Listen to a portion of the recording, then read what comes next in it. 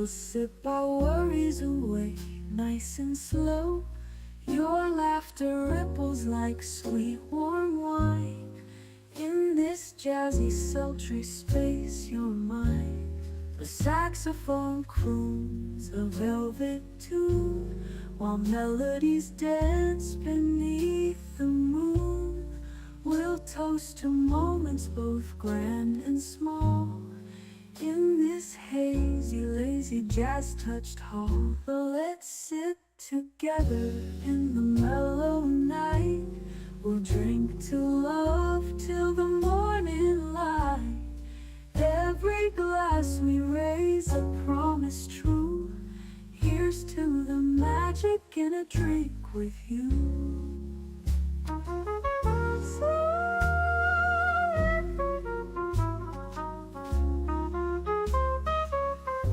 Your eyes, they sparkle with every click. Sweet rendezvous over a simple drink.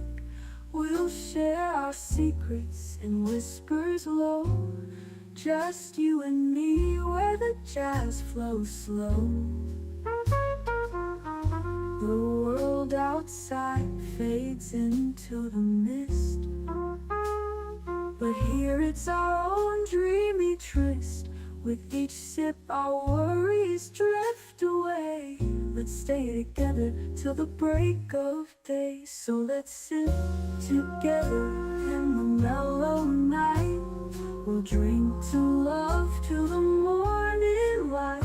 Every glass we raise a promise true. Here's to the magic in a drink with you.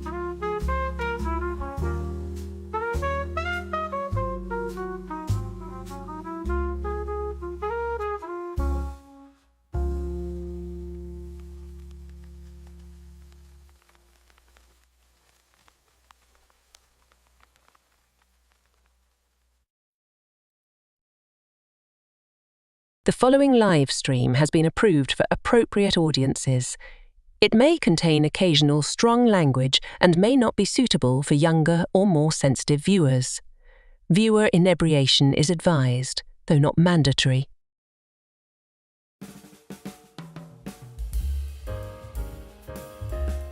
Good evening, Martini Gallery, and welcome back to Last Call, where it's a brand new year, but it's still a Marshmellow World. Tonight, we sip on the highs and lows of entertainment's wildest year, 2025.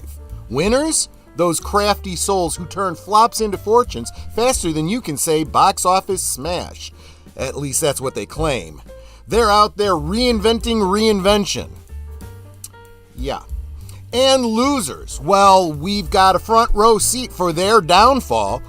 Blinded by ego, tripped on trends, left clutching yesterday's scripts.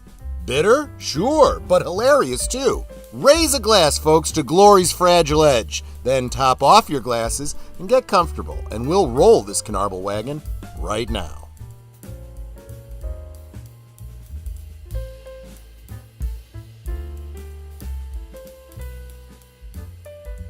Last Call is streamed before a live audience.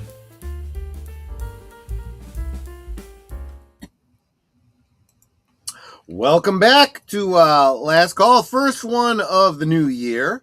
Looking forward to this one. It's been a brutal year, and that is why we drink. So glad you could all be here. Let me start by saying hi to all of my panel, starting with my lovely wife, who seems to want to say something to me, Netter of Netter's Network. If it's the first last call of the year, shouldn't it be called First Call? First call. Good point. Hadn't really thought of it that way before. How you doing, Netter, and what are you sipping on? I am doing well. My plan to get things all cleaned up and all that around the house, I've ended that. I am happy where I left off. So now I am celebrating with, I'm not even sure what this concoction is. It is a pomegranate gin fizz. But we decided to go with rum because I didn't have any gin on ice. And it's actually not bad. It's actually really, really good. Yeah, it's pretty good. And because I also didn't want to pour it over ice. But it's actually a pretty yummy drink. It is. And Boomer, How are you doing, and what are you sipping on tonight? Doing fine. I am sipping on an unsweet iced tea. Well, that unsweet. Yes. Unsweet. Yes, unsweet. That's just cold tea. Listen to me. I went to the movies. Yes, it's cold tea. Funny man. Okay. I went to the movies today and I got the pretzel combo and it looked like it came with a pretzel and a medium drink. It did not. It came with a root beer that was like 3 times the size. And I'm like, I'm not drinking soda right now because I already had a bunch at the movies. So no. Yes. Gotcha.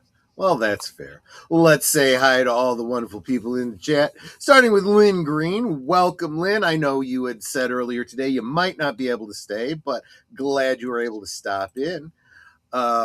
She said good evening, to which Enigma Severus says can't prove it. Well, you can't prove it, but we strongly suspect, my friend. Good to see you. Welcome. And Big Al presents. You were just hanging out with him a little while ago. Have a great show, my friends. Thanks again, Boomer, for joining me earlier for Robin of Sherwood. Hope you guys had a lot of fun there. Let's see here. Of course, another saying, like, share, subscribe, become a member, do all the clicky things. Let's see. Leave a comment. Only 136 more subscribers needed to become monetized. For whom? Boomer. Oh, for Boomer. Yes, What? make sure you subscribe to Boomer. He is 136 away from that magic number for monetization. Getting there. Yeah. So let's get him those subscriptions. Thank you. You guys came through for Big Al. You came through for Netter. Now let's take care of this old fart over here. Let's see. Yeah. You were going to say? Last night, I know you're looking for one more gifted membership, and I don't know if you got mine because I sent it on your Doctor Who stream that's going to be this Sunday, and I'm wondering, does that not show up until that stream happens? Do you understand? I went into the comments on that and dropped off a gift membership, but now I'm wondering if that does not redeem itself until Sunday. Do you know who it was that got it?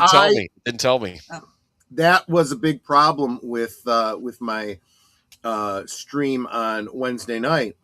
The last couple of gift memberships that we were getting was not showing the people's names. But yes, Ruby Hoof came through for me this afternoon. That's good. With two. She gave me one, which put me right to the 100 mark, and then she did another one just to make sure that I went over. So yeah, we're good. But yeah, I'll look into it and see where it is. Sometimes I get a little note within the that particular video that tells me that I got a gifted membership or someone became a member. So I'll take a look for that. And speaking of a member, JPRPH1 dropping those members emojis, the Canarble Wagon, the dark, well, it's a black fedora, but it looks kind of gray in the emojis, the channel logo, and the brown mumbler saying howdy, folks. David Pensack says, Happy New Year to you, Troy, Netter, and Aged Boomer. Welcome. Salute to you, Deleted Scenes. Good to see you, my friend.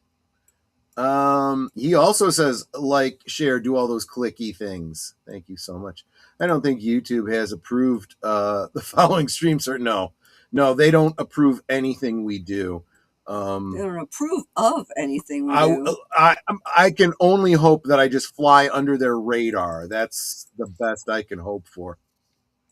2025 totally and emphatically sucked. Well, it did. We're going to try to find a few silver linings there. No. You are not in downfall. That was Bruno Gantz. Thank you very much. Happy Friday to you as well. Daniel Barry, Sports Highlights. Good to see you, my friend. We are on our first call, February 2nd call. March to September is mid-call to slurry speech. There you go. Hey, I like unsweet tea. I will be going to the movies tomorrow. I am so excited, but they are wanting to charge me 50 cents per reservation. That is weird. What? The theaters are trying to do everything they can to stay alive, I think. Penny. Good to see you. So glad you're here. Sashi, greetings from the future. So glad you're here, my friend. Yep, Big Al confirms he got to his 900. And it won't be long before you get another 100,000 that, just looks good. Just looks good. Mine didn't go through. It bounced back for whatever reason. Okay, well, thank you for the feedback. That explains it. It doesn't explain why it comes through and says that you put it in, but it does explain why it didn't actually go to gifted membership to an actual person. Uh-huh. Jeff Morris says, cheers, all welcome. It's good to see you. We're still working our way through the hellos. I will not shortchange my Martini Gallery. I'm waiting on my daughter to bring me chocolate frosty for my sore throat. From Wendy's. A lot. Let me tell you, I thought I was the only one.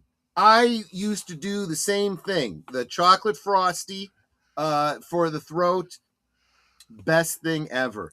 And if you're one of those types like me that asks them for some saltine crackers that they usually give with the chili, yeah, crunch that up in there. Kind of helps scratch the throat I have a a little bit. weird sore throat remedy, and it's not the 2 recipes I told you all about before.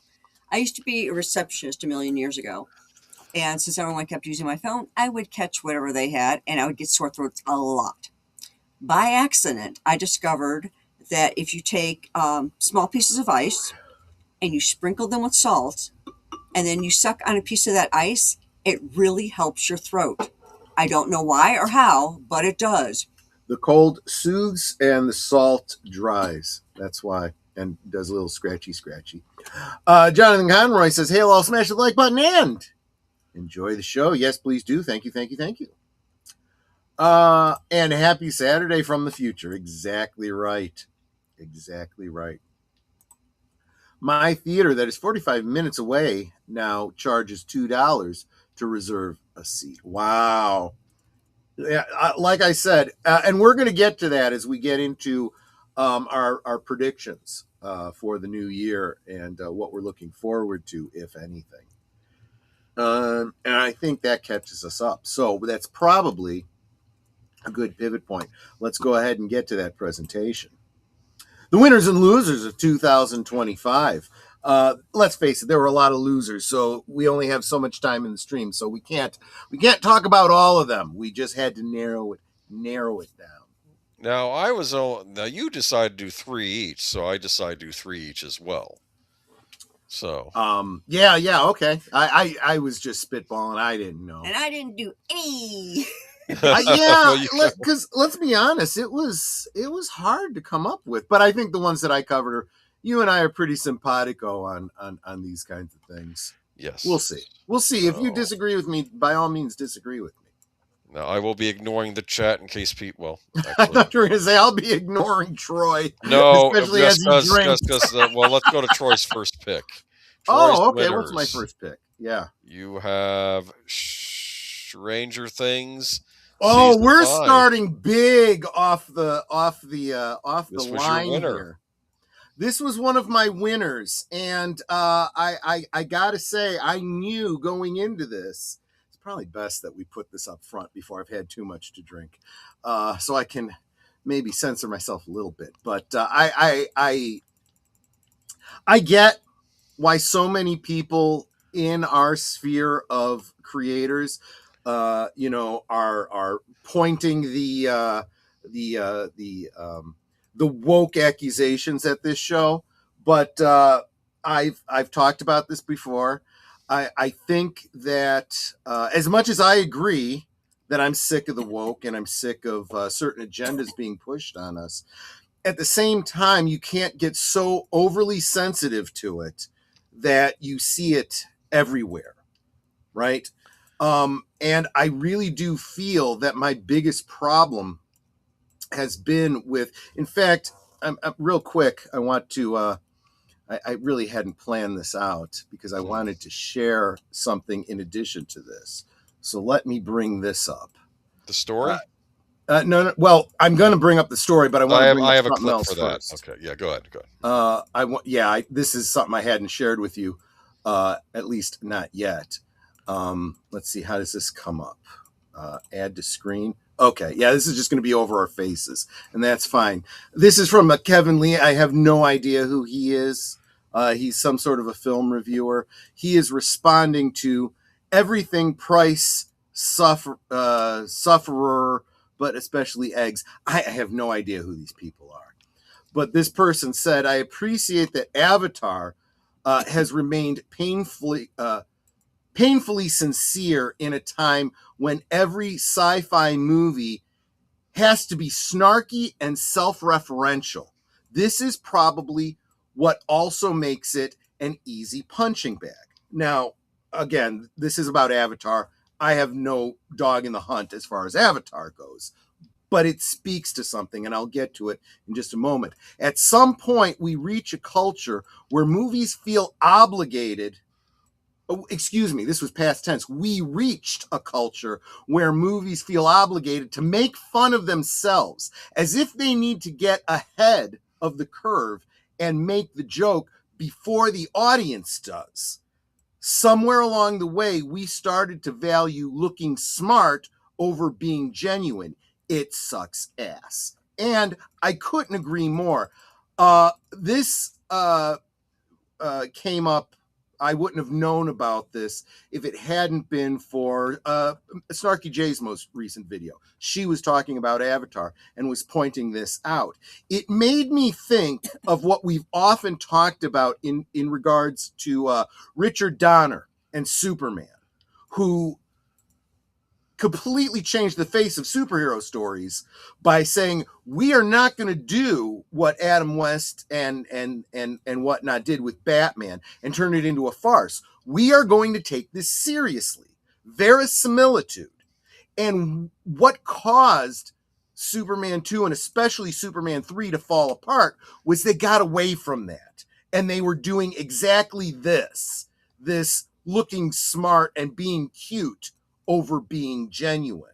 And I feel that so much of the art we're dealing with these days, I didn't mean to go specifically to his, but I wanted to look at a couple of these comments. Yeah, it's the so-called millennial writing. It's so tiresome. Not every story has to be meta and a joke. This is something that we have said too about James Gunn and his Superman. It's like, can we not have a nice heart-to-heart between Clark and Jonathan that we have to, throw a joke in and break the mood? We can't just let the drama sit, Everything's got to be Guardians of the Galaxy with this guy, The woman sitting next to me in Avatar 3 snickered audibly through her nose every time the whale creature spoke.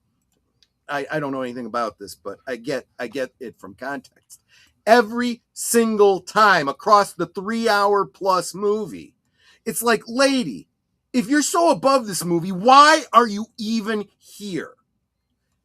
Absolutely right. Okay. So first, he has more patience than me because I'd be sitting there, lady, shut it or leave. Yeah, exactly. I'm actually here to enjoy the movie. If you're so above it, get the hell out. No, but be that as it may, I feel, and the reason I bring this up now is to set the tone for how I feel that a lot of what we point to is, yes, it's some messaging. Yes, it's some of what you're calling woke, but it's also this kind of writing, this kind of, and this is where the real destruction of our franchises are coming from. We care about these franchises. We take them seriously. And you don't have to be a fan of that franchise to do that. Harv Bennett was a great example with Star Trek.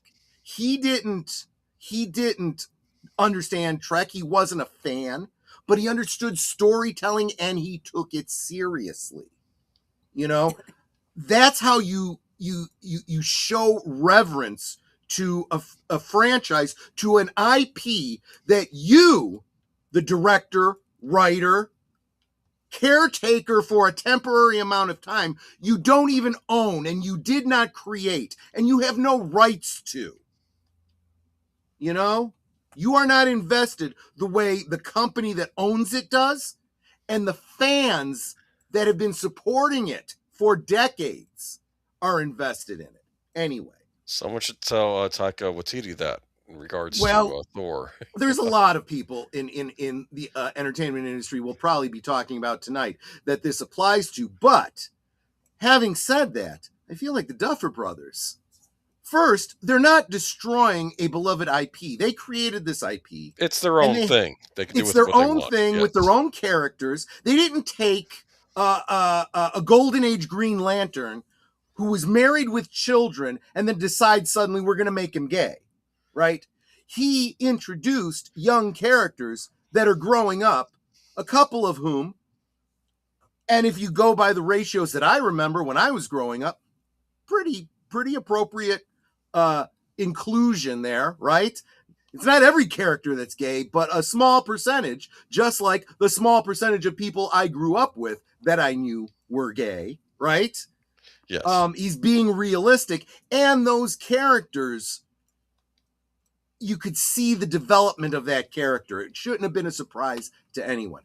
I'm getting ahead of myself, though. I did want to bring that point up, but then I also wanted to get into this little Variety article, and I'm not going to read the whole thing, but Stranger Things 5 hits 34.5 million views after Volume 2 drops, helping Netflix to its best Christmas viewership ever.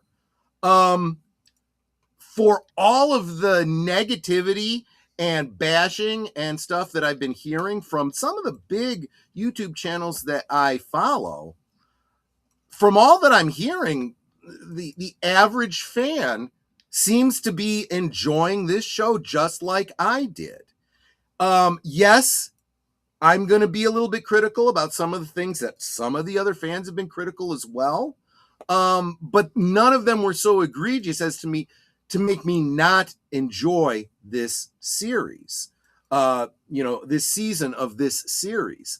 I've seen people comparing it to Game of Thrones, and I'm like, what the hell have you been smoking? That's just an apple. To call it apples and oranges isn't even fair. This is like apples to prickly pears. I mean, it's ridiculous. But apparently it's done a lot better than I think a lot of people in our sphere want to admit that it has been. When I stop sharing, why is this still here? Let me go here and remove that. Sorry about that, folks. And I do see some of the chat piling up, so I don't want to. You already did this, you right? guys. Yeah. Yes, I just they have a different picture, but yeah. Oh no, I'm sorry, you guys talking to each other there. You can avoid the change if you buy. Oh yeah, you guys are talking about the movies. That's fine. Bravo for your mention of Harv Bennett. What was that? Started reading the new Star Trek 3 book. This is conveyed in the text of the book. Yeah, exactly right. Making of, that is. Sure. Oh, the making of Star Trek 3. Yeah, okay, exactly. So you have okay. I hope this is, if you've been watching this show for the past 4 seasons, it shouldn't be a spoiler to you that Will, the kid in the middle, who was the central focus of this story, he's the first main character that he was literally abducted by the big bad of the whole series, who's on a bit of a, I don't want to say, I guess he's on a hero's journey, but honestly, I feel like every positive character that you like in this is on a hero's journey. This is not like, the MCU where it's just the women or it's just, it's a diverse cast. Let's not, look right here, it's a diverse cast. You've got the gay guy in the middle. You've got a so-called person of color. I use that because that's apparently the appropriate term. It's not going to get me canceled, but I know, guys, I really do. And that's the other thing. Something else that I'm going to be talking about in just a second is a I've heard nobody bring up the fact that probably the best couple in this series was the black the black main character and a redheaded Caucasian female. So I guess the whole racism thing goes out the window unless we complain about it, but nobody did because it's not a problem, right? Right. Yes. In fact, let me bring up my notes. So this is what I had said to Boomer in our talk back and forth. I want to reference this whole woke sensitivity, but people are acting like the revelation that this character is gay is some big shock. It's been obvious for the past 3 seasons, maybe more. But again, as I was saying, these characters started out as children. You don't want to think about them having any particular predilection because they don't. You don't until you get old enough to start understanding your own sexuality, which is an important point for this character. He kind of brings that up when his buddy says to him, "I'm sorry, I didn't know you were struggling with this thing. I had no idea." And he goes, "Of course you didn't have an idea. I didn't know myself." Because that's real. That's how people really do deal with this kind of stuff, right? It's been obvious for the past 3 seasons. I really expected him to tell everyone I'm gay, and everyone, including his mom, to say, "Yeah, and we know." Everyone knows. The big problem that a lot of people are having, and I know you haven't gotten to this point yet, Boomer. I heard about the scene though, and it has to do with Becca. Big end of the world. Well, I think everybody knows that that's what's happening in this season. End of the world situation where everyone needs to, fight the fight, right? Walk through the fire, all that kind of stuff. And they stop for a coming out, expression. I understand why, but they spent way too much time on it when lives are at stake. Let me get to that point. Again, I think, and again, this is going back to my notes. I think the stranger thing nobody talks about because they're so upset about their pet issue is that the show gets something right that so many other shows are getting wrong, and that's compelling characters and storytelling.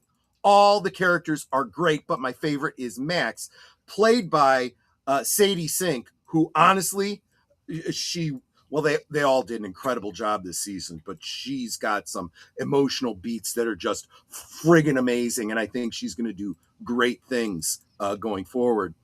She has been through trauma. That's why in season 4, Vecna targeted her with her parents getting divorced, and then a new stepdad and stepbrother who suck. They both make her life a nightmare. Can I defend her stepbrother? I'm about to. Okay. But then she starts to finally understand why Billy is such a jerk to her. Yes. And then she loses him in season 3. Yes. And then in season 2, she didn't have to say, "I'm going to just accept all of this danger and insanity." She could have just stayed on her island running up that hill. But in season 4, she has to deal with Vecna and Demodogs and Demogorgons. She's always felt like a loner and an outsider to the rest of the group and to the rest of the world. So where does that leave her in season 5? The only person that really understands her is Lucas, and he doesn't make her feel like an outsider. They really are the best couple in the show. But I want to go back to that one thing I said. Vecna targeted her with her parents getting divorced. Right. This is some real Emperor Palpatine poltergeist type stuff. It knows what scares you. Freddy Krueger, right? Going into your mind, knowing what your insecurities are, what your secrets are. How can I emotionally manipulate you? How could I what people who cut dogs' hair do? Dog groomers. I didn't want to say that word, but thank you. What some people do to the highly influential, like the young, right? Mm. They use cult tactics against you. And we see that so well this season. And it's not just the kids. Every mind that Vecna goes into, he finds what their insecurities are, sometimes using a little bit of truth, but he's unreliable. He's going to, even when he uses the truth, he's using it in a deceptive way. And he plays some people like a fiddle. And some of those are the children that he abducts in this season and the children that he had previously abducted. But you know what happens in a great adventure story, the victims turn things around, they fight back, and you're cheering by the end.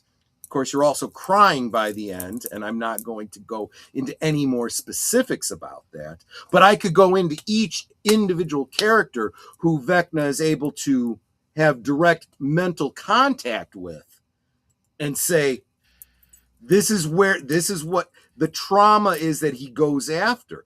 And then you get to see a little bit of Vecna's trauma too. And you start to go, oh no, here we go. They're going to make the sympathetic villain. I think I even said that, didn't I? Oh, here you go. They're now going to make the villain the sympathetic character. I was wrong. He is, you know, he could have, this said to me, yes, everybody has trauma and you have to be understanding, but it's what you do with that matters. And all of these characters that you loved figure it out, accept themselves, demand that others accept them, you know, deal with their baggage and do what needs to be done. The bad guy refused. He made the opposite choice. He made the choice of, you know, you're all coming down with me. I don't care. He chose evil. You know, Vecna, of course, is a D&D reference too, right? To an old D&D villain. Yeah, they take all of these. So there's all this Lovecraftian elements to this alternate universe type situation. We get a lot more of this cosmology in this season.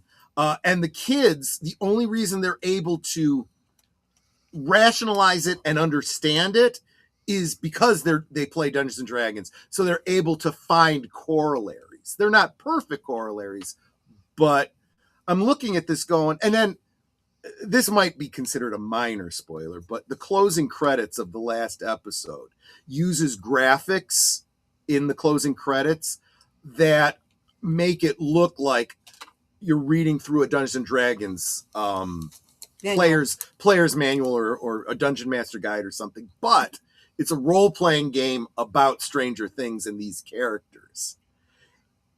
I encourage you, when you get to that point, pay very close attention to it. But there's Easter eggs in there that gamers, tabletop gamers, are going to just really squeal about. It's like, ooh, yeah, I see what they're doing there. Making you wish that there was like a Stranger Things role-playing game. I don't know. Maybe there is one out there that I don't even know about. But if there isn't, there should be. And I don't mean the Dungeons and Dragons games that I've seen coming out that are wrapped in the imagery of Stranger Things. That's really all that it is.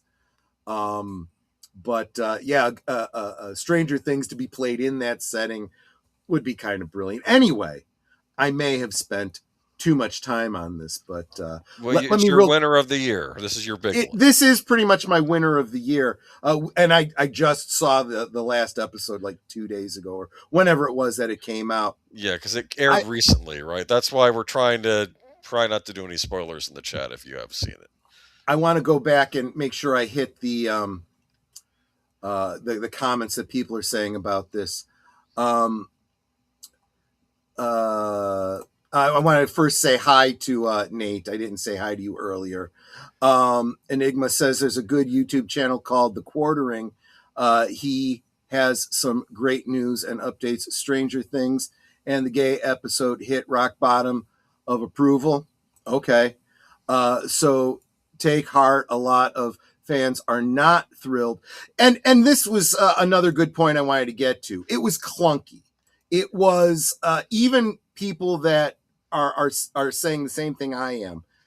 the gay thing didn't really matter that much. But the problem is you stopped and you put it in a place that It ruined the pacing, you're saying. it That really was did more ruin about the a pacing. thing. You Yeah, know, okay. it's like you're in combat, right? And the bullets are flying over, and you're sinking down in the foxhole, and you're like, look, I got to tell you something. Obviously, you think it's going to be, I think they're coming from the other way, or I heard something, or I got some intelligence. No, I got to tell you that I'm gay. This be the joke where Don't we got to care. talk about this Now's now. not the time, right? It's like, But I understood what they were trying to say. This is what was being used in his head the against him. Vecna thing. Yeah. All your friends are going to hate you because you're gay. You've got to hide this. Which, and to be fair, back in the 80s, that was and if real you big. try to fight me, I'm going to tell them all. And he's literally, mentally blackmailing him. So he had to do this so that Vecna couldn't have anything over him anymore. But it's probably something that should have happened earlier in the season, not at the point that it did, And I think a lot of people have commented on that. But when you consider that so much else about this show has been so good and enjoyable, yeah, there were some pacing issues. I will say one other thing about the pacing of the last episode. I swear to you, it feels like the end of Lord of the Rings. That might have been intentional, given the Dungeons and Dragons parallels, but this extended epilogue that goes on and on and on. And Netter was like, how much more is there? I'm like, there's still a half hour left. And she's like, what more story is there? It's done. Yeah, there are several points where it's like, okay, they could end it right here and Yeah. it's fine. But I said the same thing about Lord of the Rings, yeah. Right, but I think I noted at least 4 different spots where it's like, they could just end it right here and it's perfect. But that kept going and going. It's Yeah. like, oh my goodness. I said Lord of the Rings, but I meant Return of the King. FNT broke down the last episode. Critical Drinker had me laughing with some of his comments. I haven't watched it, so because I wanted to give my own authentic opinion of it before I started listening to other people. Beauty of America, we can like what we like. I checked out Stranger Things episode 4 in the first season, but I'm a huge fan of Hugh Bowles' Blood Rain trilogy. So yeah, like what you like. I don't know what the reference is there, but it's Ubal made questionable movie adaptations of video games that had that people claimed he did to get tax write-offs, German tax write-offs, just by making these really bad movies. I mean, I don't know if, it's a whole, that'll be a subject for another night. Yeah. Okay. Robert's Infinite Realms says Stranger Things, very mid finale, but at least it was good for a while. Well, and it's a finale, right? At least they finished it, which is more than a lot of these streaming shows can say. Honestly, I feel like it was an ending that was earned. Like I said, which is more than I think a lot can say. Steve is the bravest ever. He has been trying to rebound ever since season 1 and has officially been a parent to everyone. Loves Steve, but not like Will's love. There was a joke like that too. Like, there was a couple of what you'd consider gay jokes. If you've ever had a friend who was gay and you joked around with them, there was a couple of those kinds of jokes where you say something and then I remember the buddy is saying to Will, he's like, oh man, I'm sorry, that came out wrong. Oh my gosh, that came out wrong. No, I don't mean came out. He's like, would you relax, calm down? I'm wondering how Stranger Things got around copyright with Vecna. Hasbro genuinely gets up.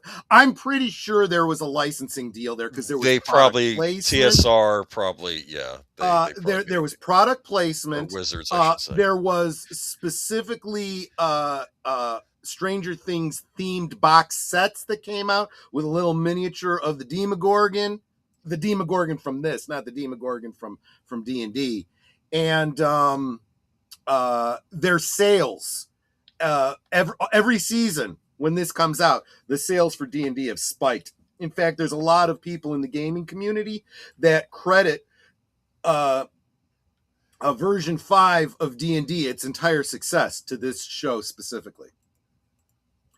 Hasbro upped the Vecna-related items after season 4, so maybe that's part of it. Yeah, that I don't blame them. I would too. Vecna is a very different character. The Demogorgon is a very different creature than this. People just kind of need to learn a very different lore. Well, they do a little campaign at the beginning of season 4 where they're fighting Vecna, which you would have done back in the day playing D&D. I think there was a module called Vecna Lives, which maybe that's what that was taken from. Yeah. Trauma creates heroes, but trauma also creates villains.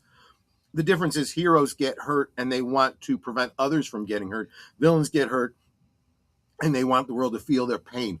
That is exactly the whole story of the last episode of this. Well, I guess you could argue it's the whole story of Stranger Things. That really is the whole thing. And Delia seems evil or evil. Yeah. Penny hasn't seen this series. If you don't have Netflix or take advantage of alternate means, you probably wouldn't have seen it. And here's the other problem: because it's a Netflix thing, there's only the first 2 seasons available officially on physical media. So unless that's changed, but last time I checked, it was just the first 2, and you could only buy them through Target. And I don't know if they ever fixed that later on, but I don't think they have. So I don't know. Rose Random Thoughts says, Section 31, Biggest Loser. Spoilers, dude. It's on my list. No, it is. Yeah, we're getting there. And I think I am caught up on the comments. So let's move on. Let's put this one to bed. The point is, I enjoyed it. Netter, am I speaking out of turn for you? You enjoyed it too, right? Yes, I did. There were some parts that were like, oh, that was really, really clever. I don't want to say anything about what those things were. Exactly. But just some twists in the final episode that were like, that was clever. Oh. That was really clever. And now that we've gotten through that, my belly's getting kind of warm.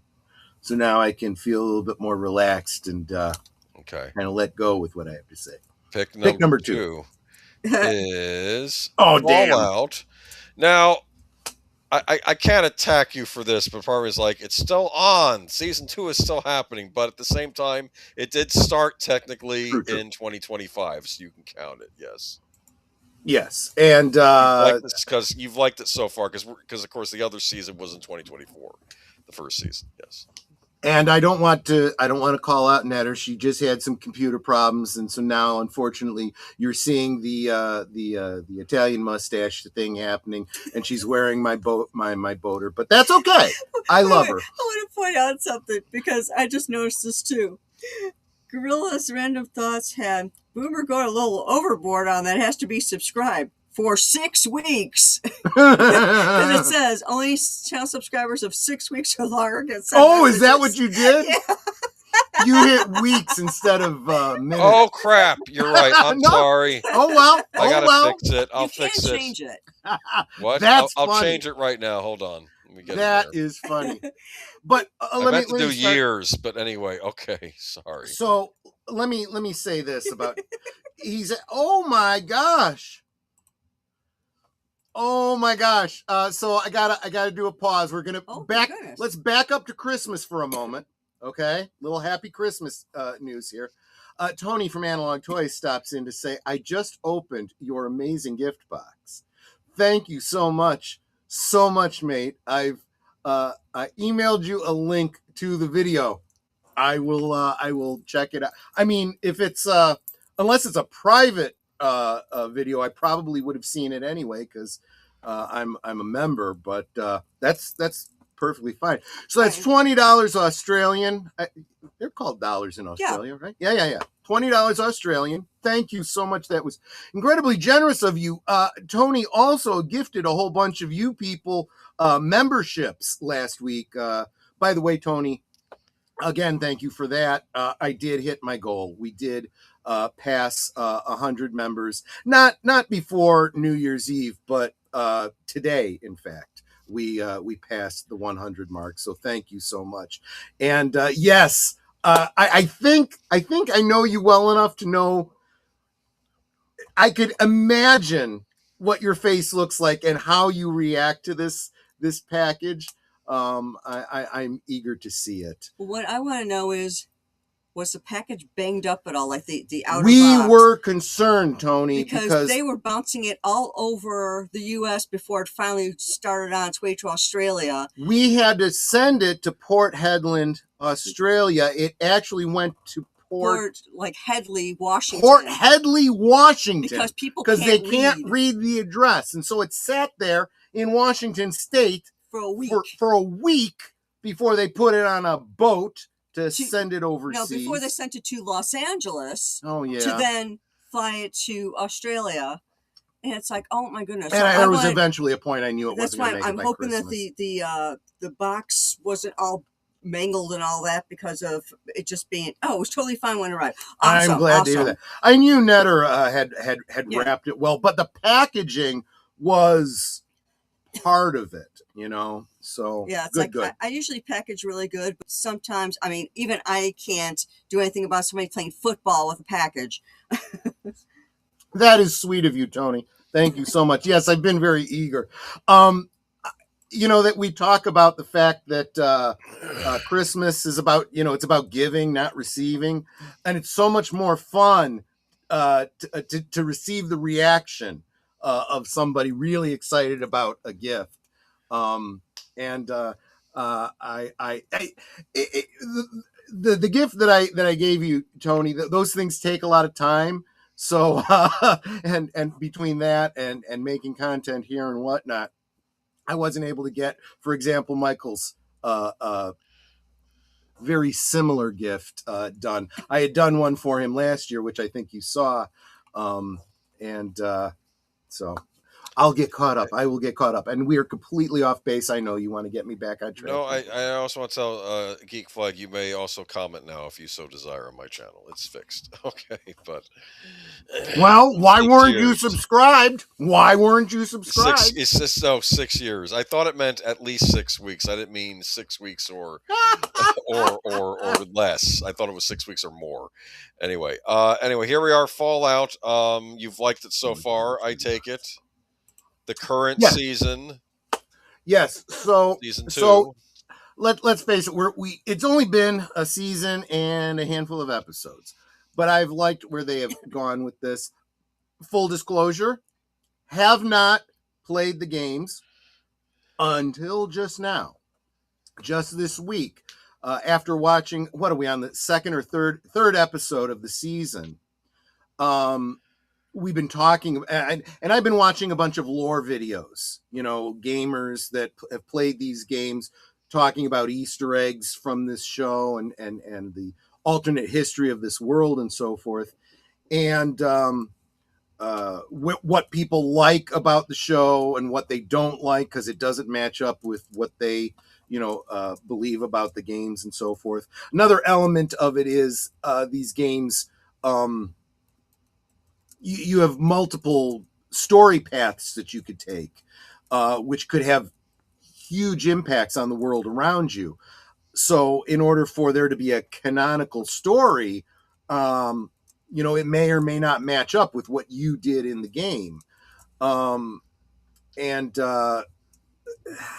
think the showrunners are trying to do their best to either imagine amalgamations of events that could fit different game paths, or, just, having to make their own choices, and people aren't happy about that, whatever.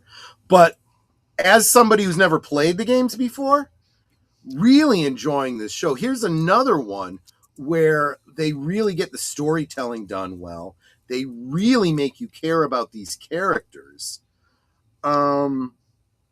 Ironically, the young lady here, very attractive girl, super, peppy, unrealistically, goody goody, I guess is the only way to put it. The environment she was raised in. Right. And this whole world is a retrofuturism I where, love although that's the actress's name, by the way. yes, Okay. although it's set in the future, it's a future with an alternate history that the world still looks like it's 1950s Yes. Cold War type of thing. So you have the music and the style, and even you look at the cars, it's that very 50s retro style, and yet it's the atomic punk, right, where you have a lot less well, you absolutely still have gasoline, but you have a nuclear fusion and so forth. And anyway, the point being, yeah. What were you No, saying? I'm just saying I used to watch the show Mad Men, and I would have loved it if the character of Don Draper could have somehow ended up in this future, because this was his nightmare. They never said it on Mad Men, but he was you could always tell he was terrified of the nuclear stuff. So this would be like his nightmare environment to be in. That's very it. And this is a post-nuclear Post-nuclear way and age.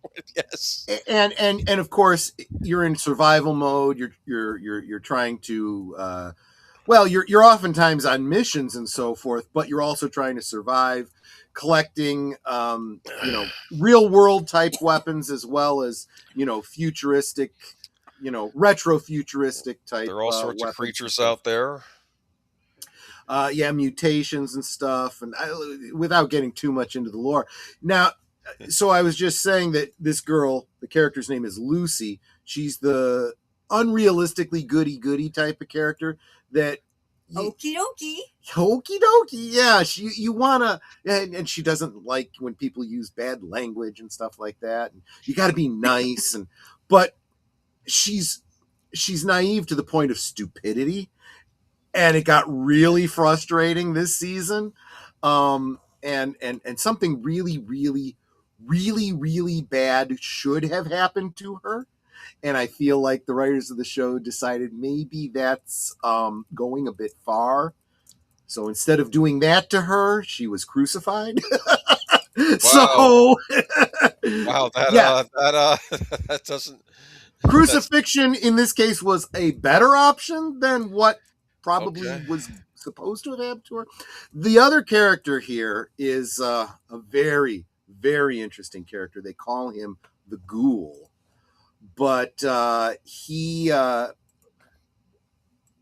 ghouls are these irradiated beings that become effectively immortal, but they end up looking like the Red Skull, right? They're and then Plus they get cravings. Well, in order to stay alive, they have to consume they have to eat the organs of other ghouls like themselves, so they're kind of cannibalistic in that regard. And just other ghouls? That's all that they have to eat, yes. Okay. But yes, some of them, the cannibalism thing is a whole separate thing that in the game lore also humans are, we're getting off topic here. Okay. The point is he also has to take a special chemical that is very difficult for him to find and very expensive to prevent himself from going feral. That's something else that can happen to these. Well, yeah. Very much like in Vampire the Masquerade, where the beast takes over, But he is somebody who has been alive for nearly 300 years now. He was there when the bombs dropped, and he's now on a quest for trying to find his wife and daughter. And he doesn't know what's happened to them. I have my suspicions, but there haven't been a lot of clues just yet. He has become a very jaded character. He started out a lot like Lucy here. he was the guy, that you see in all the ads with the thumbs up. Well, he was a veteran too, right? And he was a veteran, and he was a real true believer in the American way and all that kind of stuff. Became very disillusioned, and when he saw us leading up to this apocalyptic war, he started questioning the way I think everyone would the everything that he took for granted. Fallout is steampunk, just like steampunk is usually an alternate Victorian history. Fallout is Atomic 1950s punk. Alternate history. Yeah, it's more atomic punk than steampunk, but I get what you're saying. It's a form of retrofuturism, but it's a atomic 1950s retrofuturism as opposed to a Victorian steampunk and electricity. I almost see the 1950s retrofuturism almost better than what we have now, though. But I know. Well, for steampunk. This is something that I have pointed out about, like, for example, just like car design. I think car designs used to have the sweeping Art Deco styles in the front and the fins in the back. They weren't necessary. They were for appeal. And I feel like now they become more function over style. And we have lost, it's almost become brutalist, in its style. And it's like something's been lost. And the car companies have all, and some of these things are even alluded to in the lore of this Fallout, where they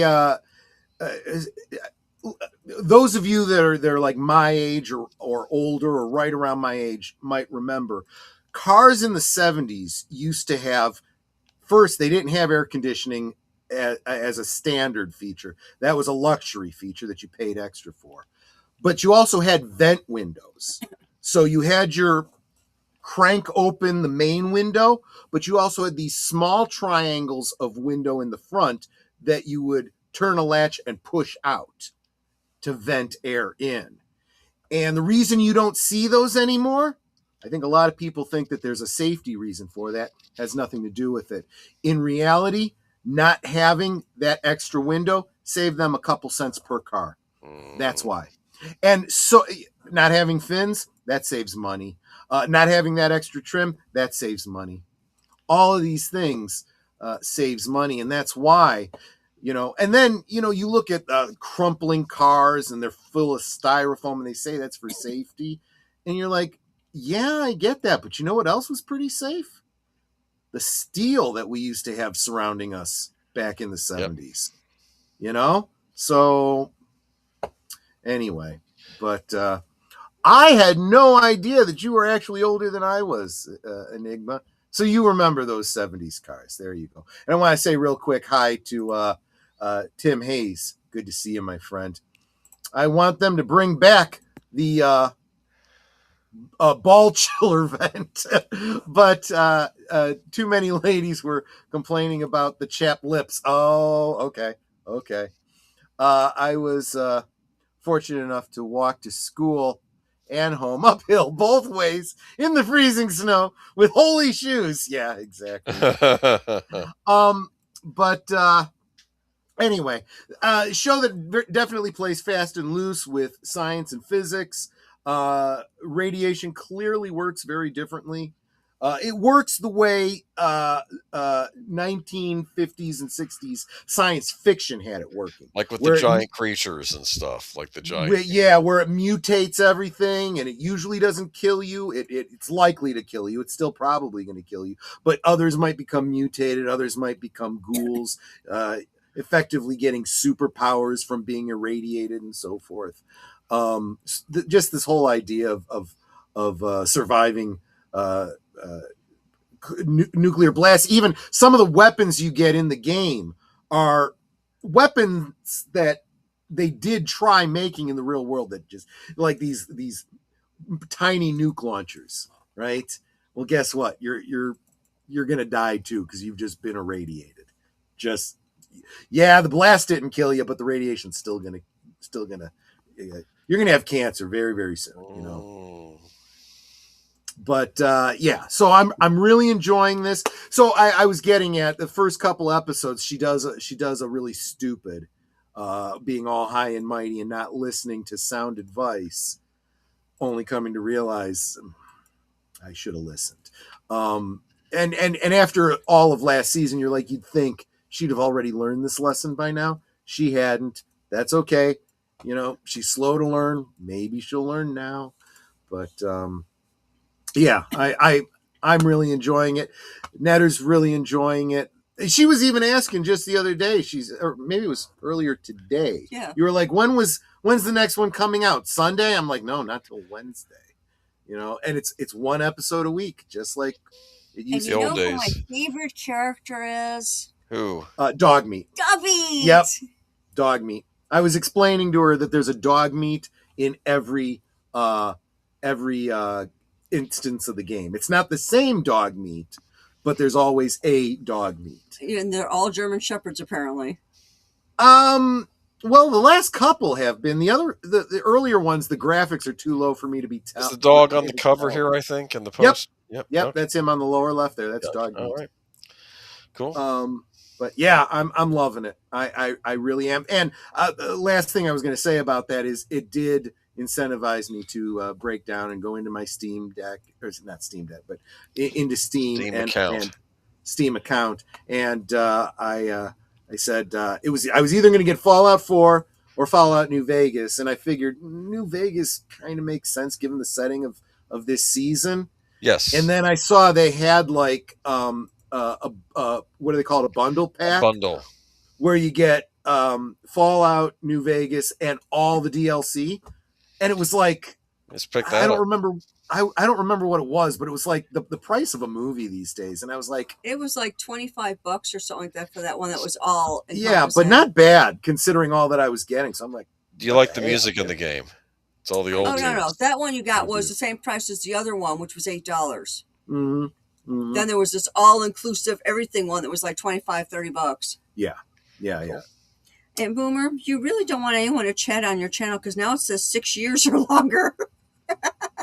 What do you mean? As long as they're subscribed, it's not an issue, right? Only channel subscribers of 6 years or longer can send messages. What does that mean?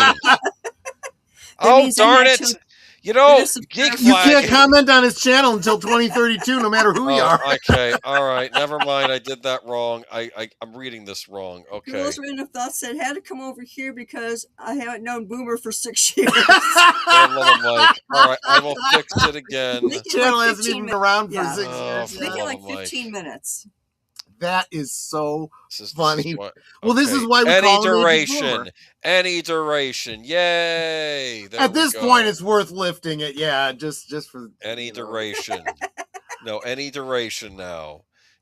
Come on, Geek Flag, drop a comment. Anyway, moving on to your next pick. You want to do that? Apparently, Yeah. I have known you for 6 years because I was able to make a comment. Oh, there you go. There you go. That's weird. I'm So the you've been only one. subscribed for at least 6 years. There you go. It might have been before I actually started to do streams. I think I was still had a channel so I could comment on other people's channels. That's probably how There that you go. happened. There you All go. right, moving on to pick number 3. Boomer's like, come on, Troy, let's get through it. Wednesday. Adam's Family. What is this? Yeah. So this is we're now we've just finished the Kenny second season Ortega. of Wednesday. Yeah, she was great in this. Everyone was great in this.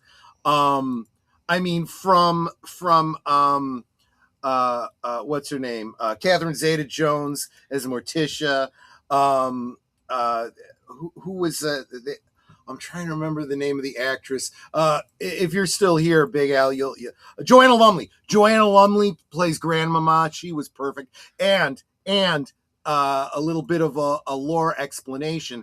They made it very clear that this was the Grandmama from Morticia's side of the family, not the one from the original series that would have been Gomez and Fester's And mother or apparently, grandmother. this or whatever. grandmama pitted Morticia against her sister. Yeah. And I'm telling you, this is another one of those ones where you're like, are they actually following the lore here? And I'm going back and I'm looking at, the wiki for the original Addams Family series and all that kind of stuff. And I'm like, yeah, they're drawing from lore that I'd forgotten about, characters I didn't remember, story elements. I'm like, this is actually pretty good. They gave an origin story for Thing that, I didn't feel like we needed it, but it didn't really hurt anything. I made a joke. It didn't even do it intentionally. But there's Thing. Yes, exactly. So yeah, it's been a really, really good. Okay. So this season, I'm forgetting this character's name. She's introduced as a fan. She's like the fangirl, right? She is trying to emulate Wednesday. She wants to be Wednesday's number one groupie. And Wednesday, of course, doesn't take to that. She's not a joiner. She's a loner. She, thinks it's, but. And she can turn invisible. Yes, that's her ability. She's able to turn invisible. So she becomes like a stalker. And again, great story elements here. Great character development. Even characters you don't like, you end up kind of starting to like their character arcs and stories. So some pretty good stuff. She's at this academy. There are kind of shades of like Harry Potterish type stuff, where you have, instead of Hogwarts, kind of like Hogwarts, yeah, for special kids or whatever. But they have they're broken up into instead of the houses or whatever being like Slytherin and this and that and so forth, and you're just arbitrarily attributed to them. It has to do with what your peculiarity is. So you might be a vampire, you might be a werewolf, you might be a siren. Gorgons. Yeah, there's how you got the millennial guys that have the knit caps, and carrying around like a skateboard. But the reason he's got the knit hat is because he's got snakes under his hat, and if he takes his hat off, he'll turn you into stone. So he doesn't want to do that. Oh my goodness! Gorgons in this world will turn you to stone, but it only lasts for a couple hours. It wears off, but it's still a problem, obviously. And they'll do it to themselves if they see themselves in the mirror. So, like, for example, he goes to take a shower. He takes the towel and hangs it over the mirror so that he can't see his reflection. He doesn't see his reflection when he gets out of the shower. Anyway, all very secret societies within the school. They do touch a little bit on the whole. Oh yeah, I'll tell you what. So this is Steve Buscemi. Steve Buscemi, who if he looks like Edgar Allan Poe to you, there's a reason for that. I can't remember if he's supposed to be related to Poe, but the school is named after Edgar Allan Poe, and there's a portrait of him in the dean's office and whatnot. And I swear he's channeling that character he played in that show where he comes in, hey, fellow kids, he comes off very, very much like that. It's very, very strange. Okay. I got to just say, I really did like this show. I'm going on way too long about this. No, I need to check it out. I've heard good things about Wednesday. I just haven't. You haven't seen any of it at all? You didn't see none of it yet? No. Let me get through Stranger Things first. Yeah, good point. All right, but yeah, there we go. Okay, so I guess we're going to go on to me next. Yep. We'll see if my picks are do you feel as passionate about your winners as I did about mine? Yes. I don't feel passionate about anything this year. It's hard. I think I've been jaded, and because I think people think I try to focus on the bad stuff on Geekies. I'm actually not. I'm looking for we want to be positive. Thing. Yeah. And I don't know what is with this decade where nothing is getting off the ground. No, you're absolutely right. On to pick number one. I'm going to give it to him because he's earned it. Billy Idol. There you go. This is Billy Idol's just year. To point out, I was talking about streaming shows because those just happen to have been my pick. But our Be topic was anything. meant to be all of entertainment, whether it was Yes. music, movies, whatever. It could have been comic books or games. It was just whatever you act, because there was only so much we could draw from for Oh, 2025. funny man. Age of Boomer is passionate about prohibiting membership interaction. Laugh out loud. You know what? It He's makes you not want it all passionate the about it. He's more. just a boomer. He doesn't know Okay, how. moving on to speaking of boomers. Okay, Billy Yeah. Idol, kicking butt at how old? I don't know, but he did a tour. It's a nice day to tour again. Remember that whole thing with and I went to see one of his concerts, and it was him and Joan Jett and the Blackhearts. They were the opening act, and then he comes out, and it's like this legend from the past, but it's not. He's here now, alive, and Yeah. he was just kicking butt on this tour all year. He had a new album come out, which is Dream Into It. They recently made a video based on the concert footage. And I think one of the songs was I Should Be Dead, or maybe that was the name of the documentary. Because there's a documentary. Yeah, there we go. Billy Idol Should Be Dead. He had a documentary come out this year about himself. So that's a 3 for 3. You got an album, a movie, and a tour. Come Yeah. on. Yep. I mean, it was, and I got to tell you, seeing this concert firsthand was amazing. It was probably the funniest moment though was the stage goes dark at some point, and we're wondering, did he leave? And then you hear this voice coming from the mic, and it's him, and he says, "I can't hear you," and people just start screaming "White Wedding." People just Oh start God. screaming "White Wedding." So of course "White Wedding" is the song that comes on next. So it was Yeah. it was a great time. I got soaked waiting in line because it started pouring, but it didn't Oh matter. gosh. At least it was warm out. So yeah, Nate says 70 years old. yeah, I know he's had some health problems, but God, you got to give it to him. He is yeah. He's he doing is real not well. slowing down. He He's wants in to good do shape he too, wants to I do it think, all. physically at Yeah. least. Yeah. Oh yeah. I also want to get points out too. I'm not. I should really know their names, but the ensemble that was with them, the singers and the guitarists and everyone, they were great too. It was a whole act. It's a great performance from everyone all around, and good time. And like I said, here's to another. I don't know how many years, but let's say 10 years. Another 10 years of Billy Idol kicking butt. Come on, yeah. Yeah. Apparently he has a Christmas album. I got to go look for that too. That sounds awesome. Yeah. That So sounds awesome. Billy Idol, always like Billy Idol. Thank you, Connie Cleary. Yeah. So he's my number one this year because I think he's the entertainer of the year, and I'm thinking maybe I got to start looking at more of these bands that are getting back together and going on tours, and maybe looking at that as an entertainment option rather than waiting for Hollywood to get its act together. But Yeah. um, pick number 2. And speaking of shows, which I don't know if Troy is caught up, Cobra Kai had its big finale this year. I have not. I have not seen Dude! that season, and I haven't seen the last that movie either. Well, Yeah, okay. I'm behind. Karate Kid Legends is not really a follow up to Cobra Kai.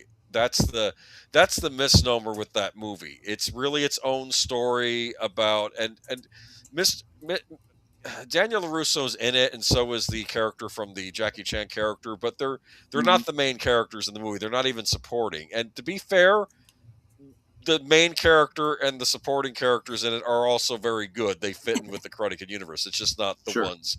It's just not. It's not Daniel LaRusso getting the limelight. He's kind of brought in to help I train. get it. Yeah. It's not a sequel. It's just a story that It's like another story in that universe. Yeah. Like, Yeah, you know who's in it in the Karate Kid Legends is Joshua Jackson from Fringe. Okay. He plays this Italian American pizza owner, and he's like he's the father of kind of the daughter the kid has a crush on, right? And Okay. what's interesting is this kid, unlike most, I'm not even talking about Cobra Kai, I'm talking about Karate Kid Legends, but he actually knows, kung fu, martial arts. Mm-hmm. But for reasons I'm not going to get into here, he had to swear to his mother he would never fight. But the thing is, he's so good at martial arts. He's actually teaching Joshua Jackson how to fight so he could win these prize fights he's doing. Yeah. So it's almost like a reverse where you have the older guy is actually learning for the younger kid how to be a better fighter. It's an interesting movie. I would give it a solid B, maybe B plus. Okay, but I'm not here to talk about. I'm here to talk about Cobra Kai. Right. This is the big finale. I'm not going to get too much into detail on this, as I want you to watch this and watch the whole season from beginning to end. I gave it my number one last year, even though it was partially done through the season, but it left on a cliffhanger, which reminded me of one of the best. Remember the end of season 2 when everything could go wrong goes wrong in that last episode. Yeah, they did another thing like that in the mid-season cliffhanger of the show. I'm not going to get into it. Okay. But then they bring it back. The ending was satisfying. Johnny Lawrence gets his moment. That's all I'm going to say. I don't want to give anything more away on this, but this whole series has been the redemption of Johnny Lawrence. Yes. The school bully. I mean, I won't go as far to say he's the villain of Karate Kid, because he's, again, even Mr. Miyagi pointed out. I not bad student, bad teacher. He was exactly. Mr. Miyagi pointed that out. That became very clear, and then of course, this series kind of does key into something that fans have been saying for a long time. You know, Daniel LaRusso is kind of a dick too. He pulled some stuff that, you know, should have gotten him beat up. You know, I think both are, and yes, you know, let's not split hairs. You know that they're going to be friends by the end of the series. Okay, that's all I'm going to say. Look at them here. See, I think this is awesome. This is awesome. If you told me back in the 80s that come 2020 something, you know, this would be happening with these characters, I'd have said, "Hey, you're full of it. This is great. This is great stuff." And also not to ignore the younger cast members too of this show too. Right. They had great storylines. Things. Oh yeah, absolutely. I don't want to get too into it because you know, this whole season it goes international. They're not going up against like other dojos in the United States. They're going up against other dojos throughout the world. Do you understand? Because it's a world karate tournament they get into, and of course there are other. There might be things out there worse than Cobra Kai. Okay, you know. So but yeah, I don't want to say anything more about this, but that's kind of a moment in the show. Okay, that's Johnny Lawrence triumphant, and I'm not going to say anything else. I probably spoiled too much as it is if you've not seen it. But enjoyed it a lot. Of course, my prediction about the martial hero becoming the big thing for 2025. I guess it did not really come true. Because Karate Kid Legends did okay. It didn't do great. I don't think it cost a ton to make, though. I think it's fine as a one-off movie too. If they never do a sequel, it's fine. It could just be. I think one thing that kind of hurt Cobra Kai, and this is just the fact of streaming, is again you got a limited audience because not everyone's going to be able to subscribe to this particular streaming, and this one actually has moved from streaming service to streaming service. On YouTube originally, and then it moved to Netflix. Netflix saved it actually. True. And unlike other Netflix shows, though, Sony owns this, so it does get DVD releases. So I don't know if they've released the whole thing yet, but I know that they released a number of the older seasons on DVD. So so maybe they'll finally release this whole thing, maybe in a set too. You never know. But stuck the landing. I'll say this. I don't know if we're ever going to get anything more in this universe, but if we don't, I think it ends on a high note, so I'm fine. Yeah. So, okay. So, Cobra Kai, I can get behind that. Might be my favorite TV show of this decade. And you can't give me any grief for not having seen it yet, because you haven't seen Fallout or Stranger Things. Fallout I watched season 1. In my defense, I've seen season 1 Fallout. Fair enough. And I will. Troy is probably interested in watching Cobra Kai. I have no interest. I lost interest a long time ago in it. To me, it just got stupid. I do think there is a little bit of a male-female thing maybe going on with these kinds of shows. I gave it a chance, and I watched every season up to this last one with you. Yeah. But it just got to a point where it's like, this is getting really dumb. I was glad they're fighting for fighting's sake. I was glad they brought Elizabeth Shue back to kind of. They are fighting for honor. Okay, they're fighting. No, I'll just anyway. everyone ends up on top. Okay, that's all I'm gonna. I don't Yeah. want to say anything more about this show. I enjoyed it.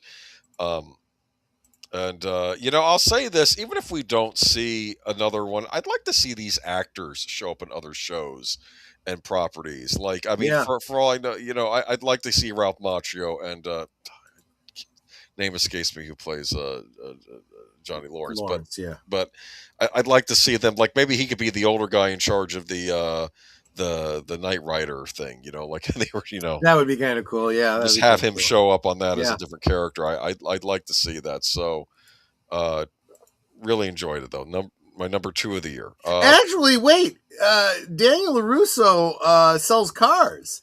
Maybe he sells the car to Knight Industries that they turn into the AI car. Yes.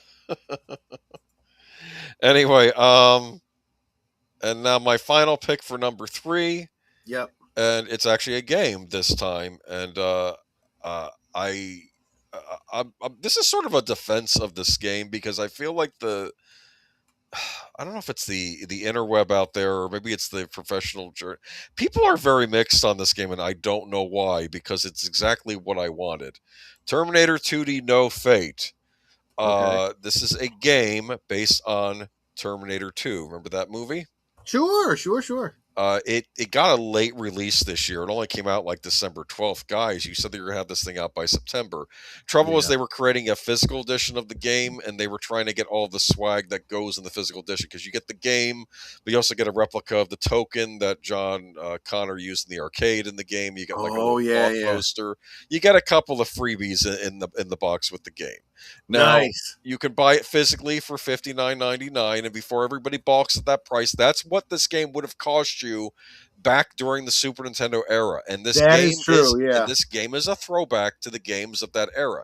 If you buy it digitally, it's only $29.99, or you could wait for it to go on sale, which will probably be less. But this isn't one of these things where people argue, is it good because of the license? Like, if it didn't have a Terminator license next to it, would it be a good game? I'm thinking back to the days of the Super Nintendo when I got games like Batman Returns, which was an excellent game to movie to game where it actually kind of basically adapted the whole movie in a game form. Yeah. And that's sort of what this does. And because we kind of got not so great Terminator games on the Super Yeah. Nintendo and Sega Genesis back in the day. You have future segments where you're playing as John Connor fighting the Resistance against machines. Wow. And they actually have some of them, I think, are models used in the movie. I think some were like prototype things that they were thinking about doing in the movie. They didn't. They threw them into the game. All right, Interesting. and it's like a Contra type level here. There's a level where you're playing as the T-800, all naked after he shows up in the bar. Remember the bar in the movie? Yeah. And it's Yeah. playing the country song in the background. You remember the country song? Wow. If you bang someone into the jukebox, it switches over to Bad to the Bone, and they license the music. That's another thing. They have to Wow. license all the music for this game too. Everything's licensed. That's part of the reason why it costs a little bit of money. Yeah. You're paying for the license on all of that. Yeah. I'm a big fan of this game. It is everything except for Arnold's license. I like this. They couldn't get him. It's funny when they show a picture of the T-800 up close. They show it without the face, like with the Right. with the cyborg underneath instead of just Right. Arnold. But everyone else, they got Linda Hamilton's picture in here. Nice. Robert Patrick as T-1000's in here.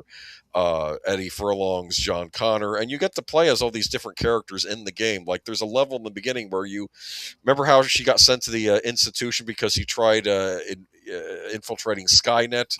Right. To get proof of what they were up to. You actually get to play that level out where she's going Wow. to Skynet and trying to get evidence that they're working on Terminator, working on this stuff, and of course you end up getting sent to the asylum. And that it's just a really cool throwback to old school 16-bit 2D game.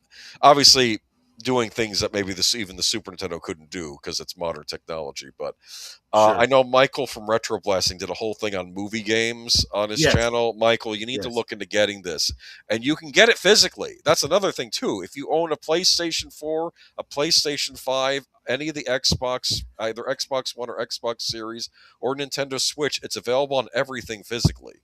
So Yeah. if you want to have a physical copy, because I know some people complain, I want my physical game, they have it. And you get some swag in the box with the game too. Sorry, I'm defending this game. I think it was a great release. Okay, It's that's a fine. throwback to these old school licensed games that were done well back in the day. So yeah, okay, that's it. Good. Okay, No, it looks great. Yeah. yeah, yeah, and it's just neat being able to play as all these different characters. And apparently, I hear once you beat the game, you can play versions of the game with branching paths. Like, what if while John and the T-800 were trying to rescue Sarah from the institution, that she gets killed by the T-1000? How would the game? How would the plot of the movie then change? It does you gives you all Wow. these different scenarios to do, and I think it's neat. It's neat. That's why I'm putting it on here. So yeah, that's That my is cool. top three, Yeah. and I did want to give a shout out to Bitmap Bureau. They're a group of very talented indie British developers who uh, really must have loved this franchise and put a lot of effort into this, and I think we have to give them points. Because, like I said, sometimes the fans are making the best stuff, and this is an example of the Mhm. fans actually getting the license Agreed. and going forward and getting this published. So good on them. I just like how such a low resolution can still show off those guns of hers. Yeah. Well, it looks Not to like a mention the game. firearms. Yeah, well, it looks like a game that would be on the Super Nintendo, but I think it's Mhm. a little better than what you would have seen on the Super. I mean, the Super Nintendo Yeah. games look great even by modern standards, There's but probably more shades of color here than you could have gotten back maybe, then. Yeah. maybe Super Nintendo could do color though. It was the Genesis that was more limited on the color front. True. Now we got to get into losers. Okay. Yeah, we've been all positive, happy, pappy. Yeah. Now we got to get down to earth and Okay. grumpy. Let's move into this. Pick one. What did I pick? Oh God. Oh God. Star Trek Strange New Worlds. This is from the Vulcan episode where they all become Vulcans because apparently on Star Trek Strange New Worlds there's a serum you can take that turns you into any alien race, which makes no sense to me whatsoever. But This hey, makes as much sense as the government doing an experiment to come up with a chemical to spray on the enemy to make them gay. This is real world, something they seriously were trying to do. And they decided that sounds so brilliant. it only ended up making the frogs gay. I understand. Right, I'm sorry, exactly. I shouldn't even bring that up on here. Let me instead do a story where we will genetically alter you and somehow make you Vulcan. This is they have so much contempt for sci-fi that they would actually do something this stupid. Because think this through. What if the story wasn't about Vulcans? What if they were trying to alter people to make them black, right? And then now suddenly you have all these actors in blackface. How would that go over? Basically, this is an episode about Vulcan face. Well, what I also found interesting about this is once they all turn Vulcan, they all start thinking logically. And of course, if you watch Star Trek and know stuff about the lore, you know that Vulcans are not do not logic It's is a not a practice they natural do. condition It's for them. not part of their conditioning. It's something they practice. It's kind of like for instance, Mr. Spock once when on that TNG crossover actually made a point that your Captain Picard has a level, I guess, of stoicism or something that most Vulcans dream of achieving because a Aspire person to can all be their lives. yes, and And in fact, you see it in the whole concept of Kolin-R and so forth, where you have Spock learning to be logical, learning to suppress his memories. He talks about going through Ponfar and how there is this chemical imbalance that strips away your ability to suppress your emotions. And he actually uses the term suppress your emotions. Real quick, I want to say hi to the Peter Venkman fan site. Peter Venkman's girl. Welcome, welcome. Yes, we are on the losers of 2025 here. So yeah, it displays a complete lack of understanding of the lore of this universe, the characters in this universe.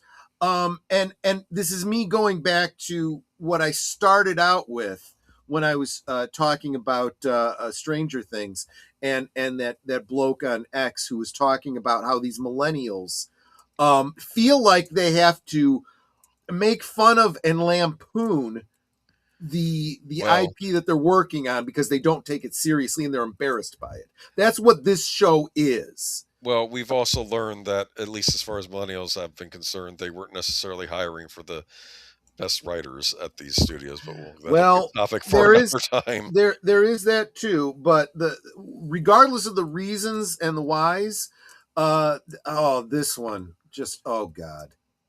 Go I ahead. almost felt like this. Okay, so this guy here in green is supposed to be Kirk. Yeah. And this is stupid and ridiculous, and the way they depict him, I felt was a poke and a jab at William Shatner. no, I wasn't even thinking, well, yes, you're probably right. I didn't Gene think of it that Roddenberry. way. I thought they were taking a poke at James Crawley, the fan who played Kirk, who also happened to have been an Elvis impersonator. So he looked a Oh, lot they like. well, they might have been doing. I think they might have been attacking everybody because I Yes, know that Shatner saw this, and Shatner did a reaction to this and said, "No, he's and getting this he was all pretty wrong." offended. Like I He was pretty understand offended, yeah. because, of course, Shatner was. I never thought Shatner's bad as Kirk. I know sometimes maybe some of his lines are delivered more theatrically than maybe people are used to, but that's sort of how it was at the time, and it's just I I this is how they see original Star Trek on this show. They Yeah. see it as a Yes. ridiculous thing to be embarrassed of, and that's just what I saw this as. And frankly, I think they should be ashamed, especially after Shatner. They Saw have no this. shame. Yes. They completely lack the ability to be ashamed of anything. My worst fic, I'm assuming you mean like fan fiction, was better than current Trek. You're absolutely right. You're absolutely right. And you know, I've talked about how Netter and I met through a Star Trek role playing group. The role playing stories I came up with are better than what they do in these shows now. Yeah, I mean, and that was just kind of like, here's a scene. Where's your Lay it character out. doing? Yeah, Yeah. where's your character doing in this? And we came up with better Star Trek episodes than these guys. They also keep Jay and doing. Leanne, have not seen you in a long time. How is everybody? Yes, I Leanna, hope you how guys are are doing you? well. I hope you are doing well. I really do. Let us know. Yeah, I this have been is praying for you so much. It's like I'm really hoping that you're okay. You're back home. You're healed. Please let us know. this is fake autistic Spock and the Uhura that never. No, this isn't Uhura. This Who is, is I guess, that she Khan's descendant because she has his name, so I assume she was Yeah, okay.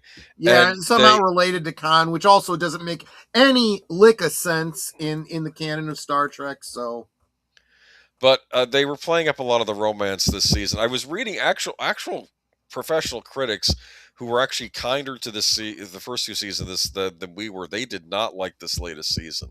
They said it's focusing too much on all this romance stuff. It's just yeah, they like apparently this was a dance episode. Is that right? I have no idea. I didn't really watch the show.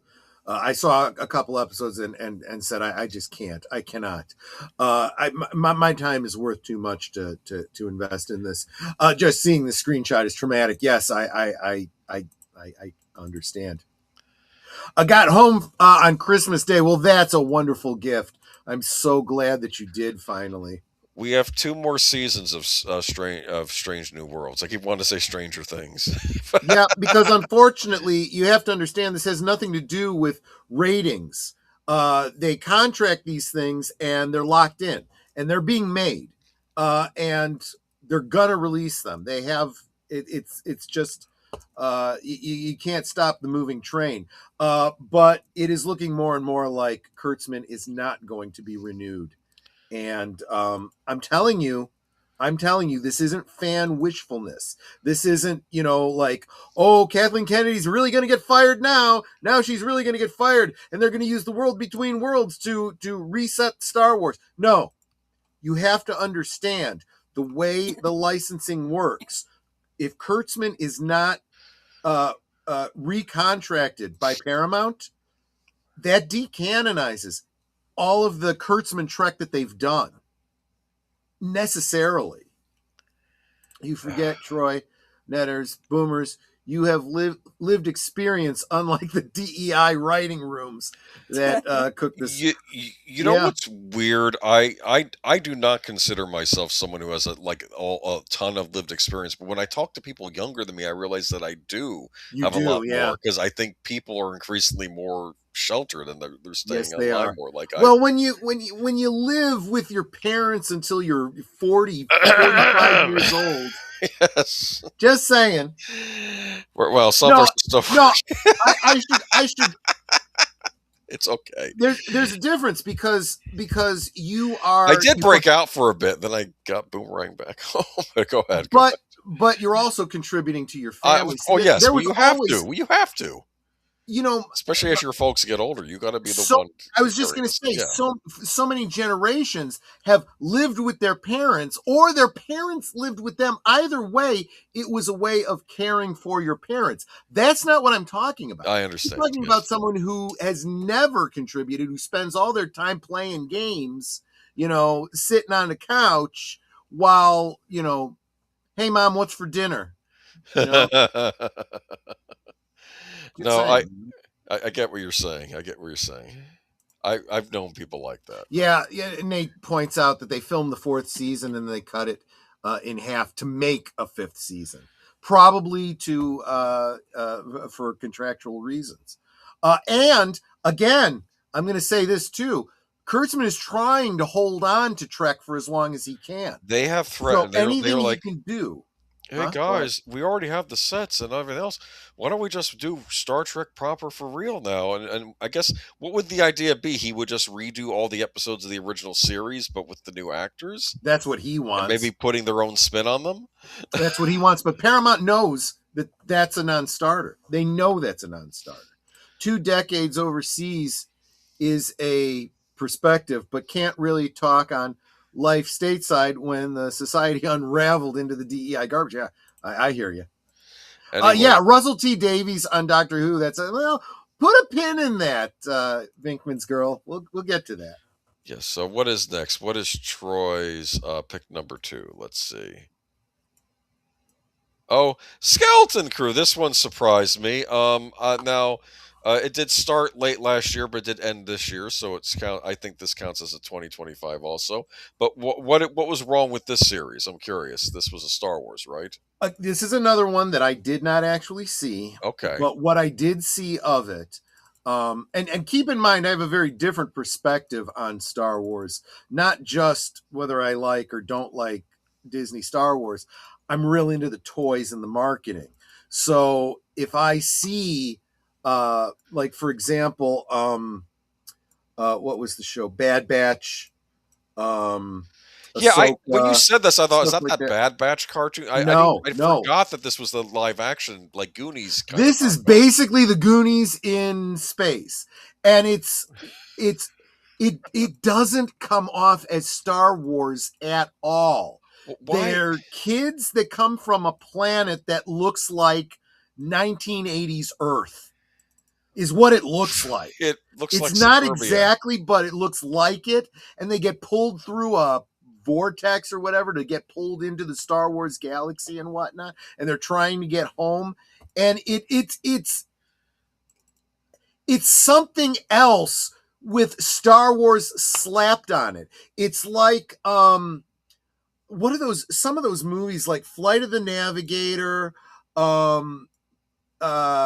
Mac and Me, those movies, Explorers. the Explorers, E.T., and like you said, the Goonies, those 1980s stories about kids in sci-fi adventure type situations. But I feel like those movies were made because they couldn't do something like Star Wars. But here they have the Star Wars license, so just make a Star Wars thing. Exactly. I don't Again, it's very clearly people that do not understand Star Wars. Now, I forget who this character was, but Jude Law is a Jedi. I don't know if he had. There seemed to be a ton of Jedis that did not get killed, even but though they inferred that he was a character from the EU. Maybe not. He might have just been using that as an alias. and it just reeks of jangling keys, But the reason I bring this That's up, all that Star Wars is jangling keys these days. They never get these to the. days, you're They right, never get to anything. It's always a there tease, are and the big, most indicting thing about this is we have seen action figures from Bad Batch, from Ahsoka, from even what was that Leslie Headland abortion, Acolyte. Acolyte. There's almost nothing from this. And there's not going to be a second season. This was a failure even by their standards. So Let's see here. And I just picked. I tried picking. I picked clips from episodes that aired this year, so that's what that all is. But well, yeah, no one talks yeah. about this though, and I think that's an issue with Nobody a lot does, of yeah. Star Wars. No one talks about any of this stuff. Like I think the most well received thing was Andor. I think, which is the only which thing I can didn't think see of. either. I've heard good things. I might eventually end up getting around to it. I've had 2 heart attacks, and my heart stopped completely in less than 2 months. I have to be on heart medication. Yeah. You take care of yourself. I totally understand that. He was a former Padawan in the show. I think in certain instances, Acolyte, Rings of Power, you just have hateful people who hated nerds and geeks and wanted to break our toys. That's pretty much it, Curtis. Yeah, but they want to own the chuds. Well, you've owned the chuds, and now, how are you making? And now money? you're holding an empty, worthless bag. Is what you've resulted in. All the writers know is how to drag contemporary kids into their verse. There is no way they will draw on the EU for Life of Kids in the Star Wars universe. Yeah, exactly. Because they're not even willing to bother understanding the world that they're writing for, because they have that much contempt. Oh, this is fiction. We can make up whatever the hell we want and call it Star Wars. That really is what they believe and really is what they think. So yeah, but this was a loser across the board. I'd say even more than the Acolyte, because there are no toys. There are just no toys for this. I think I don't know if it's probably not at the state of being a tax write-off yet, but I don't think it's going to be remembered. Yeah. And your third pick. Yeah. I keep forgetting the show exists. There we go.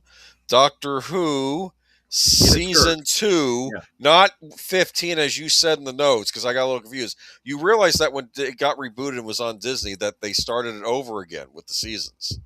That this is considered like a fresh Doctor. Whatever. It isn't even Doctor Who anymore. It really isn't. It ceased to be Doctor Who. Actually, they probably should have cut it off at the end of what was that kid's name? No, before him. Matt Smith? Before her. Yeah, they should have cut it off at the end of Matt Smith. But if you want to go an extra Doctor, you can get Peter Capaldi in there. But that's it. It's done after that. But yeah, I keep forgetting he wears a dress on this show too.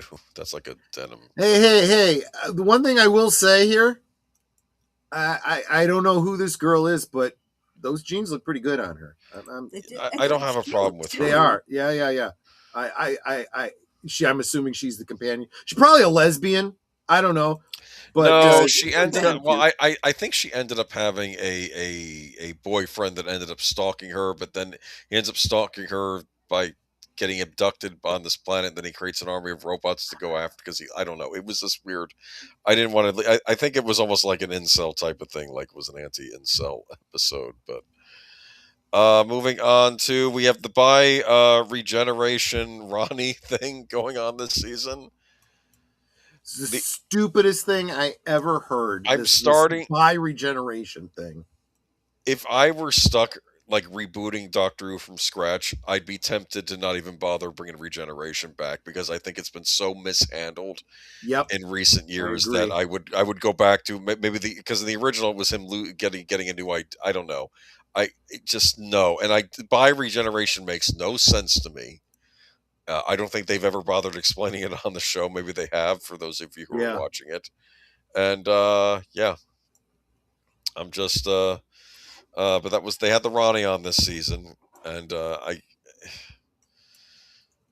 let's see here. Yeah. And of course we end with Nakuti Gatwa. This was the now biggest WTF. It was like, are you kidding me? Are you kidding me? The And funny- it makes absolutely zero The sense. funny thing about this, even the staunchest Doctor Who defenders, like the ones that yelled at us during the Whittaker era and everything else, that were screaming at us, when they saw this, they're like, this makes no sense. Like, even they are like, what are they doing now? Yeah. I don't think Russell T Davies. I told you what my theory is, though, that she'll end up meeting up with the bi-regeneration tenant, and even though she's a regenerated, it'll somehow be Rose Tyler is now a Time Lord, and then they get to go be Doctor and Companion for all eternity in the other TARDIS, and that'll be how the show ends. Because they think that's what the fans want. That's a theory. Who knows? I'm just trying to think of something extra stupid, and that's probably what they're going to do. But anyway.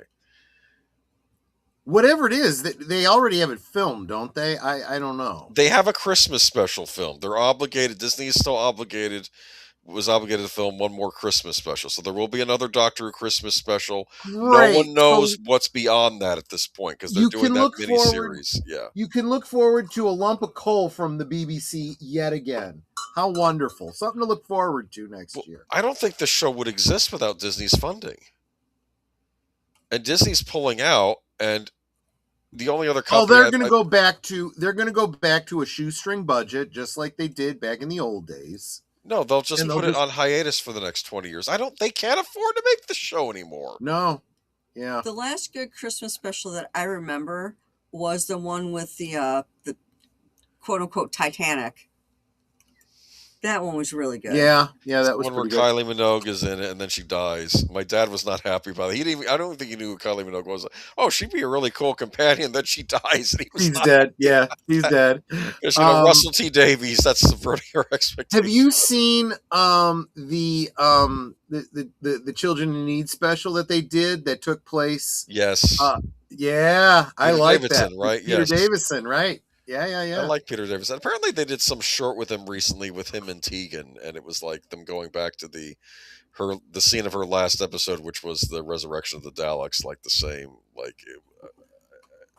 And I don't know how they're even explaining that. Does older Peter Davison Doctor, which shouldn't exist, go and find Tegan and they go on a thing together? I don't know. Nothing makes sense anymore on Doctor Who. But what it comes down to, guys, is this is another one where I have completely disavowed the latter this reboot of Doctor Who, which is why starting Sunday night I will be doing watch parties every week of Doctor Who, starting with the original Doctor. William Hartnell, starting with The Unearthly Child this Sunday. That originally was not aired because of the Kennedy assassination, as I recall. That's right. That's right. There's a lot of history going on when that was coming on. That's exactly right. All right. So moving on, I guess this is your last pick. Anything left to say on the state of Doctor Who? Or are you going to watch the... I will let Peter Venkman's girl get the last word in. There is no Doctor past Capaldi. I agree. Okay. Moving on to Boomers Losers.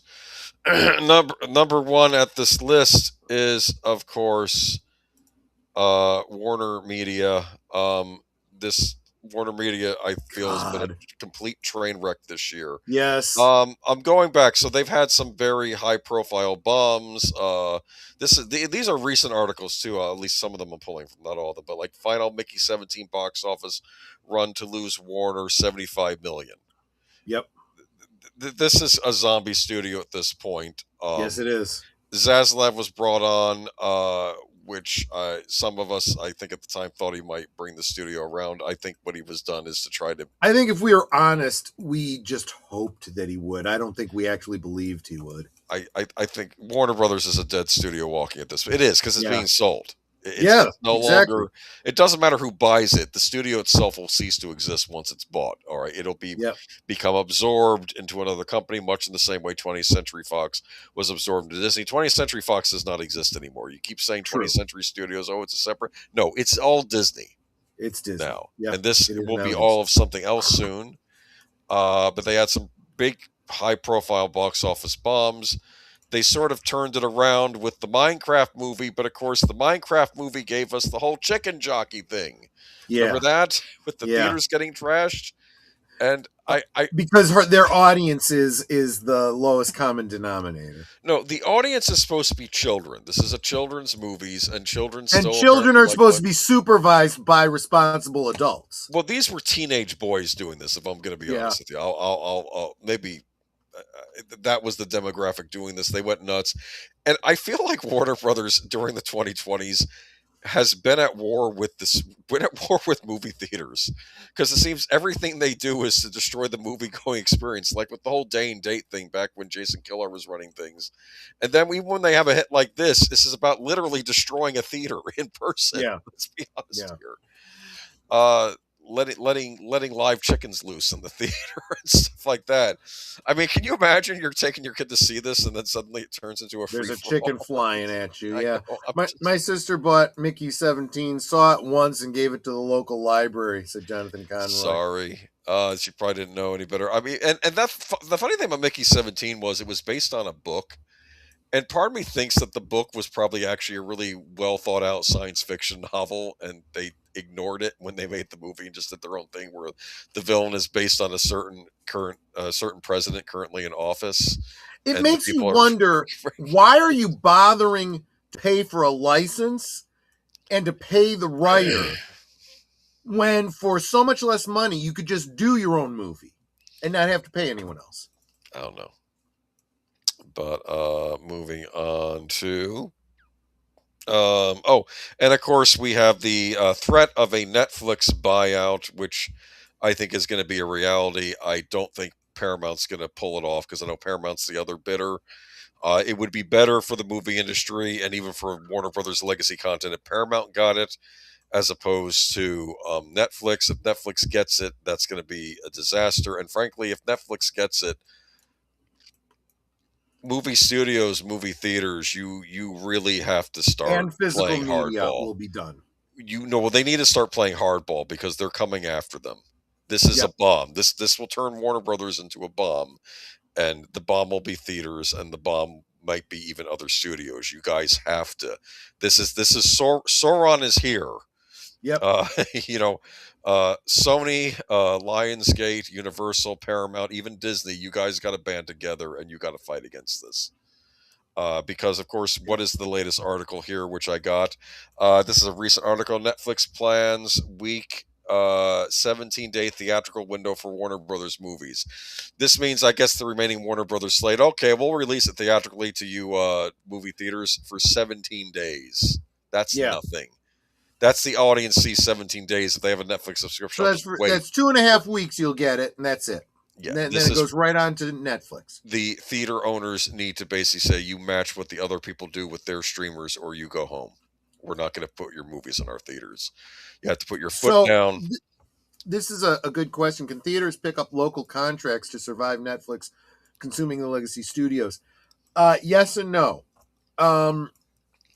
So throughout the COOF and even recently, just to stay alive, they have been licensing short runs of old movies.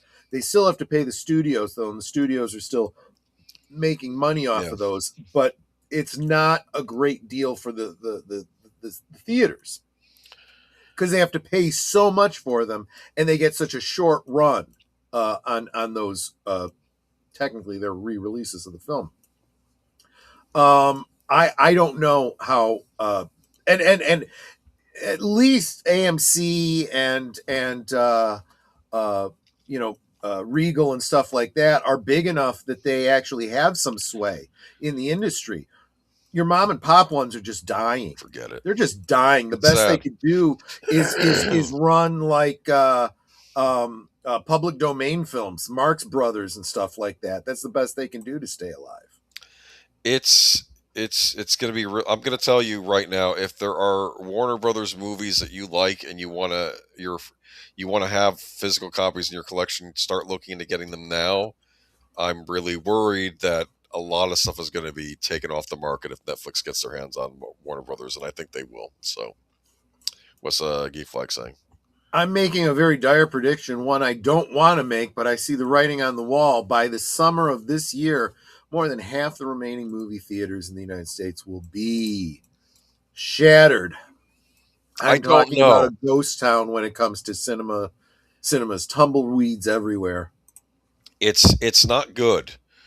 Um, I didn't even put down a best movie of the year. If I did, it probably would have been F1. F1 was a solid blockbuster, which was actually directed by the guy that directed Top Gun Maverick and Tron Legacy.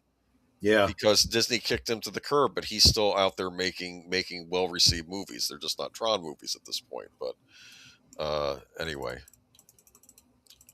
pick number 2 is Xbox. Yeah. I'm sorry. Every time I click on an Xbox article, it's always Yep. something bad. Yep. I mean, I've had problems with Nintendo this year, but Switch 2 so far, it had a good launch, so I can't even say, at least financially, they're doing okay. I think they've been acting like asshats, and I'm hoping maybe they can turn that around in the new year. Boy, that's strong language from you, Boomer. Realize that the customer is not your enemy. Yeah. We'll see. But let's see. Xbox audience interest declines in 2025 and mounting criticism of journalists and creators. So there are like content creators that would, of course, you know how like there are channels that like Sony products or channels that like any kind of fandom, or people that like Nintendo products or Lego or whatever you have it. There are channels dedicated to Xbox. They can't get any traction on anything Xbox related, and they're shutting down or they're changing what they're covering on these channels now because no one cares about Xbox anymore. Microsoft has killed the brand. They've been wanting to become more of a publisher. They've astronomically increased the cost of a console that frankly was losing in the war anyway, which makes zero sense to me. We have, of course, in the new year, frankly, the RAM shortages, and they didn't plan ahead at all. Leaker says Xbox Series prices may increase again due to severe RAM shortages, with Microsoft reporting telling partners the impact is coming very, very soon. Now, I heard that Sony did prepare for this and that they did store up RAM. Now, eventually, their consoles may have to go up in price because as the price of RAM goes up, so does everything else. But I think Sony, at least, I think they're prepared for this. They stockpile. That's what I'm saying. Yeah. Microsoft did no stockpiling. Why does Microsoft do no stockpiling? Because Microsoft is one of the reasons RAM is going up, because they're an AI investor. They're invested in AI like a lot of these other companies. Yep. So they're wanting to use the RAM for that. Let's see, what else do we have going on here with Xbox. Microsoft CEO agrees Xbox competition isn't other gaming platforms as TikTok. This is completely clueless. So you have a lot of the Microsoft brass interfering, because from what I heard back in the day when Xbox was successful, it was owned by Microsoft, but it was sort of allowed to independently run. Now I think the Microsoft executives are getting involved. Apparently they're demanding that industry topping profit margins from Xbox, which are severely higher than even Nintendo or Sony has. So, and when Xbox is the big loser of the three, how are they going to meet those margins?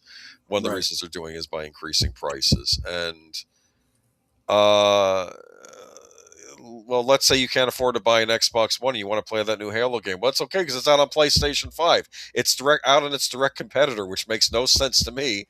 If I want to play an Xbox game, that's okay because I can just play it on my PlayStation. This doesn't make any sense to me. This is like Nintendo put Super Mario Brothers on the PlayStation. This doesn't make any sense to me. And Microsoft went through a lot of trouble to buy Activision. They spent a horrendous amount of money to get Call of Duty exclusivity, and now Call of Duty is now not popular anymore because they released a really crappy Call of Duty game, and now people are moving over to Battlezone. or This is Battlefield, I should say. simple. This is simple economics 101. Regardless of the reason you're raising the price, your product has to be in demand enough to merit that price, or it will not sell, and you'll get nothing. You will get nothing. I have no idea what's going to happen this year with Xbox. I don't think people are buying the console.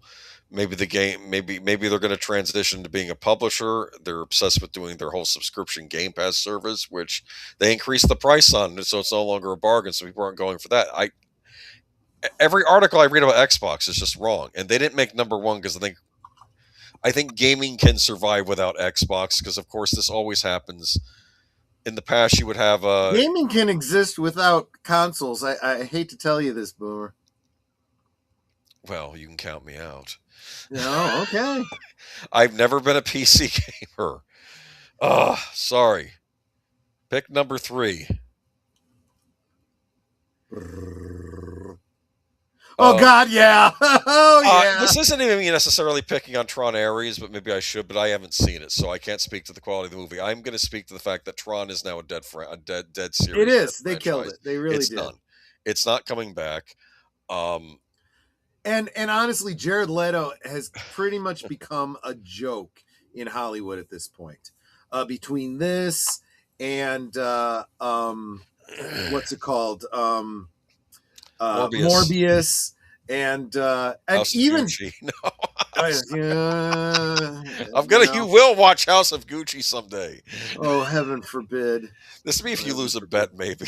That would be right. You'd have to watch House of Gucci, because I haven't even watched Bad Ronald yet. It's a Ridley Scott movie too. Well, the difference between House I of hate Ridley Scott at this point. He can go to wherever. Ridley Scott was brilliant with House of Gucci because from what I heard, a friend of mine says the best part of the book is the trial that the Gucci's ex-wife is on for right. Hiring assassin his husband. Does the movie focus on the trial at all? It's like 5 minutes at the end of the movie. They could have done the whole movie about the trial. It would have been an interesting movie. But no. Let's spend 3 hours on other BS instead. I don't understand. What do you mean BS? How do you know? Were you there? Yes. So I remember reading back how they kept saying, well, why aren't these actors coming back? And I almost felt like the creators, were they actually saying that they didn't want to come back, or they were alluding to that? And then Brock Slider's like, no one contacted me. Yeah, about being exactly. in It wasn't Tron even a sequel. question of whether they wanted to or not. I mean, They I don't had know why no you'd want to interest have in Tron bringing in a them back. Tron movie, but I'm sorry.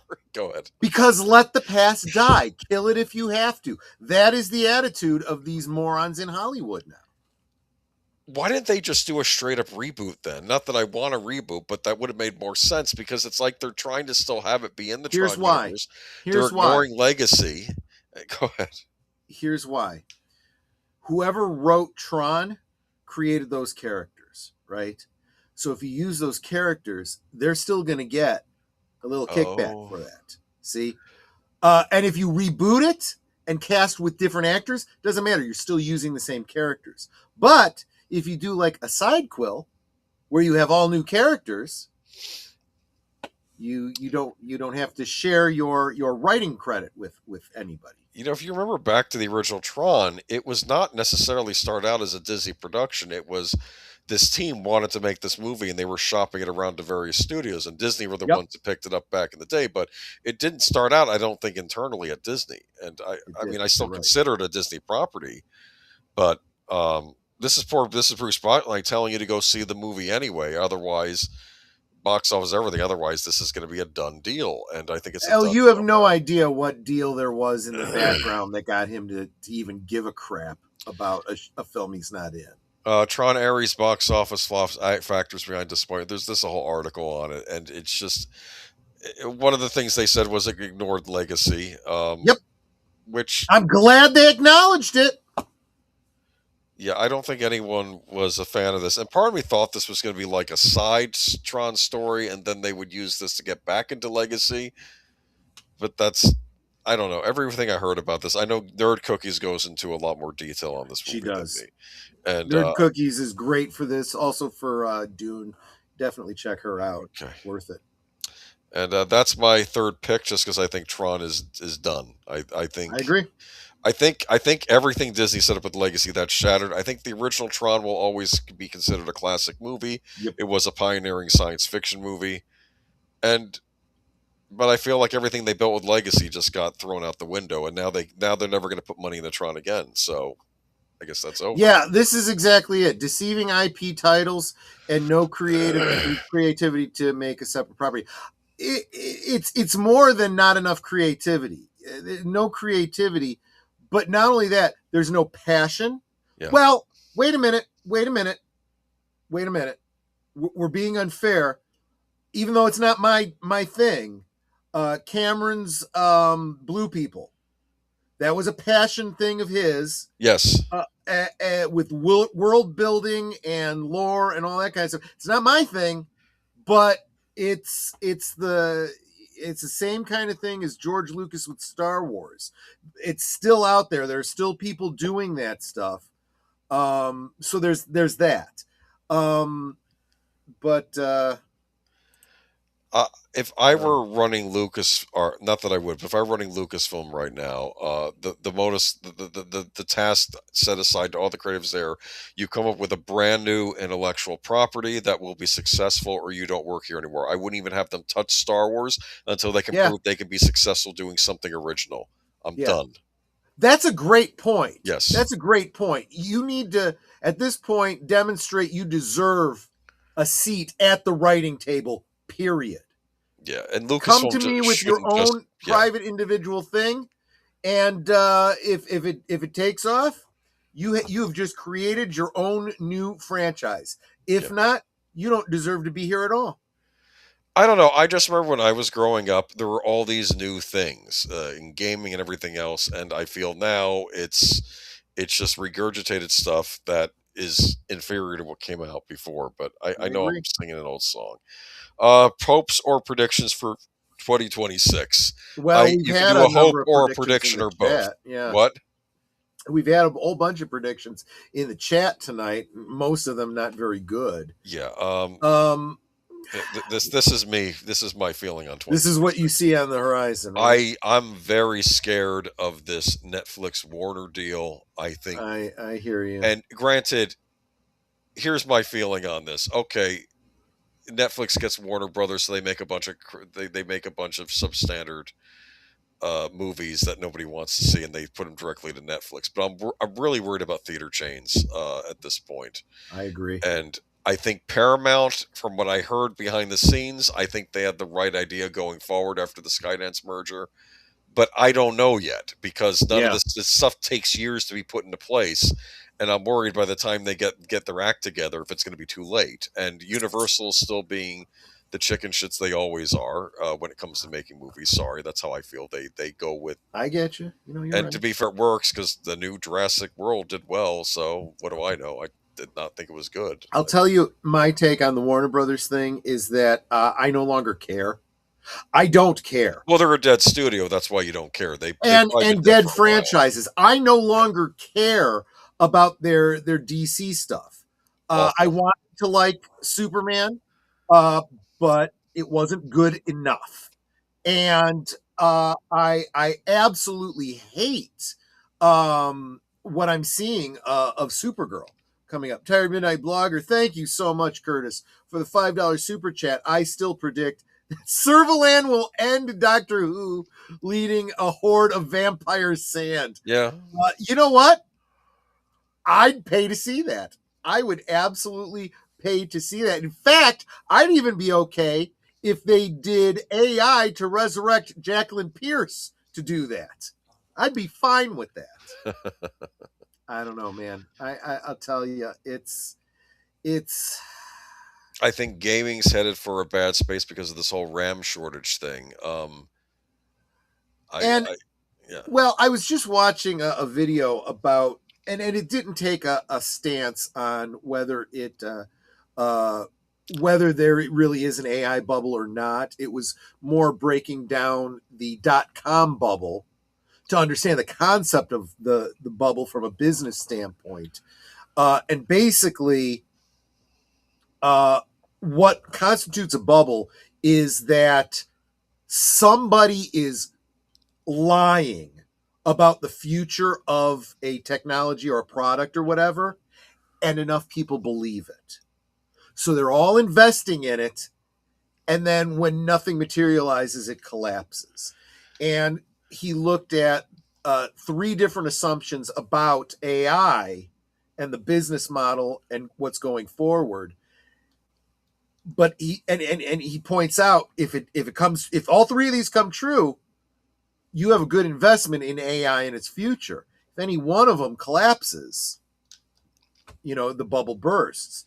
But he also points out that for all of these elements of technology throughout history, we started looking, going, where are we going to get all of this from? Where are we going to get all of that from? The most famous one is, turn of the previous century. Where are we going to get more horses from? We don't have enough horses for all the people that need to travel. And then somebody invented the car, and stuff like that. So you never know what could be just around the corner.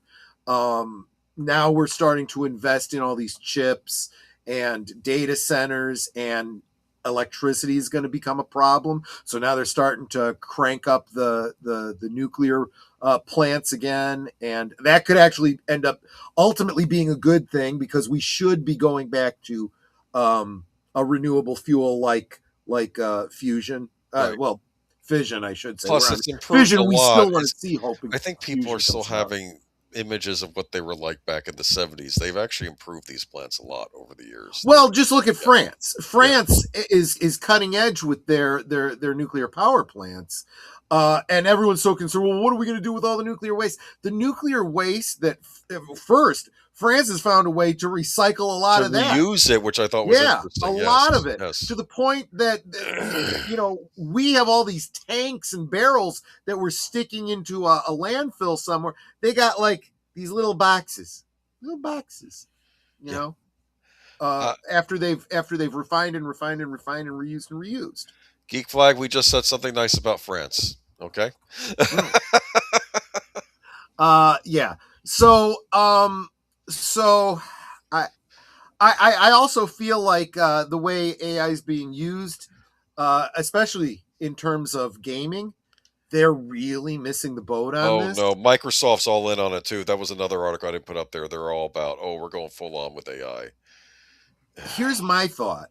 If you think about games like Fallout, think about games like, these adventure games where you're first person or whatever. Yeah. And we're still using the same kind of, I don't want to call it a game engine, because that means like the physics and I'm talking about the story mode, right? Where you meet up with a character, you have a set of 3 things that you could say to him, and it's like a twist the plot adventure book. Right. And it's been this way for over 40 years.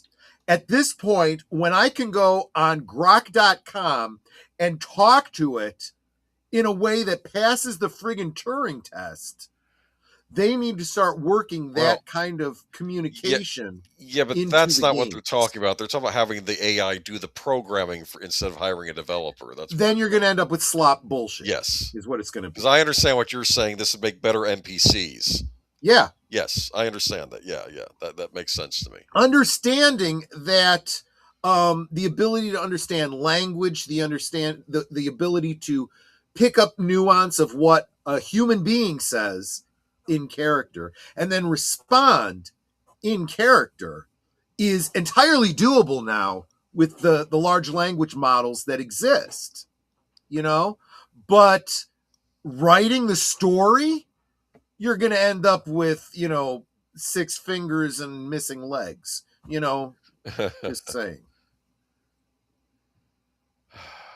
And it's not like you have creators that are going to bother doing the editing. Hell, there's crap on YouTube right now being generated by AI that nobody is paying attention to. They're not proofreading the title. They're not listening to the audio that's being spewed. It's garbage. there's fake outs with like world leaders saying things. Yeah, I've been yeah. noticing a lot of fake religious videos on things I saying about saw things one. happening. Yeah, What's her name? Conservative Australian yeah. commenter. Oh, Watley, Sydney. No. Sydney Watson. That's Yes, it. yes. She was talking as I was getting ready for tonight's talk. She was talking about Stranger Things, and she had a couple of scenes. I thought she had shown scenes from Stranger Things, and I'm like, I don't remember that scene. They weren't actually scenes from the show. They were AI generated. And she said, yes, these are AI because I don't want to get hit with a copyright. She went off on copyright situation. I will be doing a video in the very near future with Michael French talking about the brokenness Right. of the platform and whatnot. But she actually had generated scenes that look like it came from this season of Stranger Things, but it wasn't the actual scenes. And I'm like, first, it's so close. I'm surprised that, she can't still get hit for a copyright claim. But secondly, I was like, damn, that's pretty damn impressive. You can't even tell. But then again, there's other people out there that, and actually Nate is one. He is making, using AI to create storytelling elements. And there's people out there making, Star Wars stuff that is very clearly, what do you call it? AI, but better than what Disney is doing right now. I've shared some of them on my MeWe page. An interaction between Luke and Leia going to see the grave of their mother. And it's a good story. I mean, it's not a full like movie or anything like that. It's just a little vignette, but it's good, well written, and it looks like Mark Hamill and Carrie Fisher. It sounds like them. Yes, you can still tell it's AI, but I can overlook that when you compare it to anything that we've gotten from Disney Star Wars. Yeah, but I've also seen like, I mean, you can sort of tell it's not a real person, but they were doing these fake videos with Tim Waltz recently, where like he's copping to all the bad stuff he did in front of a live audience. You know what I'm saying? Oh crap, it's just I don't know, man. I'm just worried because the audio I think they perfected audio, and they haven't gotten there was right there with video, but they're starting to. I mean, look, even the what do you call it? Catfishing on X. They're getting better and better with that. Where you have somebody saying, "Hey," and it looks like totally legit. It's like a person, what do you call it?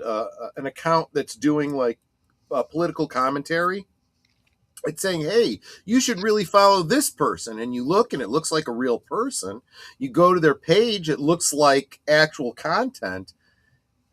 Then I'm looking at this person's picture.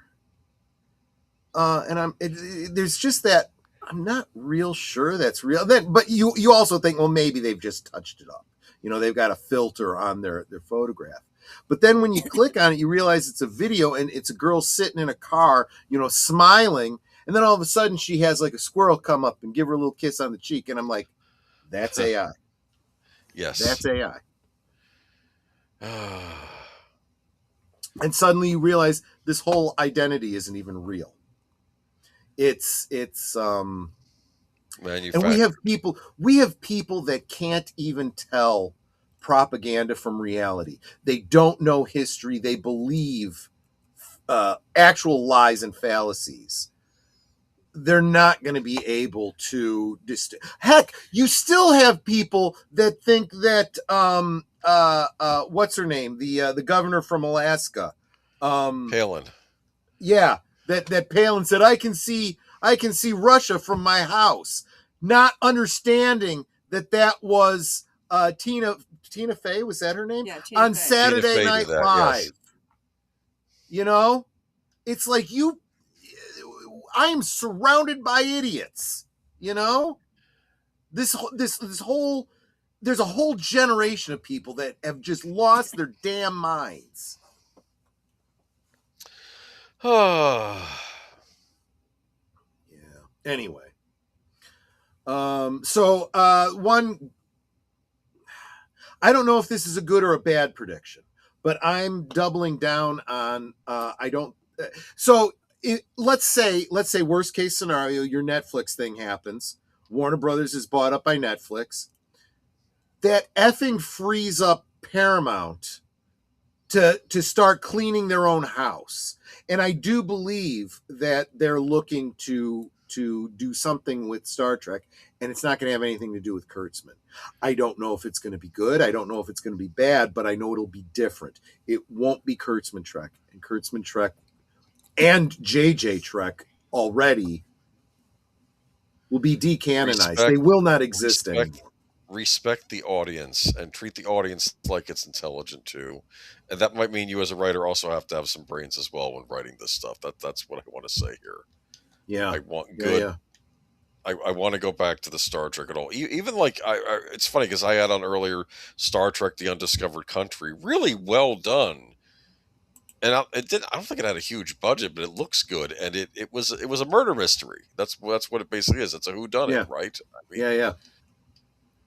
trying to figure out who killed the Chancellor Gorkin. That was this whole thing, and I thought that was an interesting way to end the. And then Kirk it dealt with like conspiracy, government conspiracy, and all that kind of conspiracies. Yes, there was a government conspiracy in the Federation, also working with the enemy, right? Working with the enemy. Yes, and it speaks directly to that whole military-industrial complex, right? We got to keep the war going. Yes. Both sides wanted that. Yes. There are teenagers today who think that the world used to be in black and white, and they're not kidding. Yeah, I got to stop making that joke because I oftentimes joke about, back in my mom's day before color was invented. I got to stop making that joke because people actually believe that crap. Just saying. Just saying. There's still people that believe that The Wizard of Oz was the first color movie because the first part of it was filmed in black and white, and then they were able to. I think as a kid, I thought that. To be honest with you. Well, and that's fine for a kid to believe that. It's like, ooh, and it is. It's very striking because you see an older movie and it's in black and white, and it doesn't surprise you at all. But then when suddenly and the way they did it was quite brilliant. That transition to color is just eye-catching and brilliant. It's a little bit of a movie magic. It's a bit of a magic trick the way they did it. But no, it was by no means the first color film. But it came out at a time that was just perfect for it to come out in because although there were other color films. Like I think Robin Hood predates it, the Errol Flynn one. Right. That was color. But not as bold color, but it was still color. Yeah. There was a lot of movies still in production that were black and white, and not all of the studios were ready to switch over to black and white. Color was expensive too. We all know that the first color movie was Young Frankenstein. Young Frankenstein 2. That's right. Because the original Young Frankenstein was in black and white. That's right. Funny. Yes, it was. There you go. But I can't even begin. Every time I try to think about anything else, I think back to when I was more optimistic about Star Wars, when I was more optimistic about all these other things. Maybe I've just become jaded, or maybe it's just realism. You see the same cycles repeating, and you start going, you know what? I have no reason to believe we're going to break out of this cycle until it actually happens. The problem is they don't learn; they double down. I'm sorry, I didn't mean to interrupt you. I'm sorry. I don't think you did. I'm unaware. I feel like they don't learn from the mistakes, and they just keep doubling down. Yeah. I'm going to be very curious because Disney has Mandalorian and Grogu coming out this summer. I want to see how that's going to do in the box office. Uh, my prediction on that is that it all depends on the word of mouth from opening weekend. If they've done something really brilliant that gets the fans going crazy about it and going, oh, you got to see this, you're going to see it have legs the next week and it'll do well. If you have the YouTubers and the blogosphere, hyping it, it will do well. If that doesn't happen, and even worse, if there's something they can point to and say, this is exactly what we expected. It's, they pulled another wokeification, rewrite history, stupid thing, then it's dead in the water. It's just dead in the water. I honestly think, though, that it's going to be neither of those things. I think it's going to be more, meh. It's going to be, yeah, this is another season of the show just edited down into a movie. It's meh. And then we have Avengers Doomsday coming out next year also. Not next year. I keep saying next year, this year. We're This year, now. yeah. Yes. So, Oh yeah, so I don't care about that one way or the other. It could go well, it can go to hell. I don't know, and they're just going to do it without my money. I don't even know if I even want to talk about Supergirl, because if it's a I don't know if it matters if it does well. Not that I even want it to do well, but it's going to be a Netflix thing. So Yeah, exactly. You're going to get it so in the theater for 2 weeks, and then it goes to Netflix, and no one's gonna see it. there we go. Okay. Hopefully Paramount gets its act together. They're the studio I'm most hopeful for. We'll see if they can right the ship, because Skydance is now running them. We'll see. I just don't know. Gotcha. Okay. All right, There we let's bring it to a close, folks, because Yes. I didn't even ask you before we went live if you had to work tomorrow. I don't. Okay, well, good, but let's But yeah. Let's bring it in. wrap uh, wrap it up. Yeah. But we've talked for a while here, but was there any? Well, real quick, just remember tomorrow night, Big L presents Pan's Labyrinth.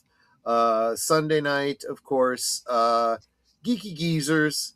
Bunch of stuff that Deleted Scenes is doing. I don't remember Deleted if you have reserved seats after Geeky Geezers, but then after that would be the new Doctor Who watch party here on this channel.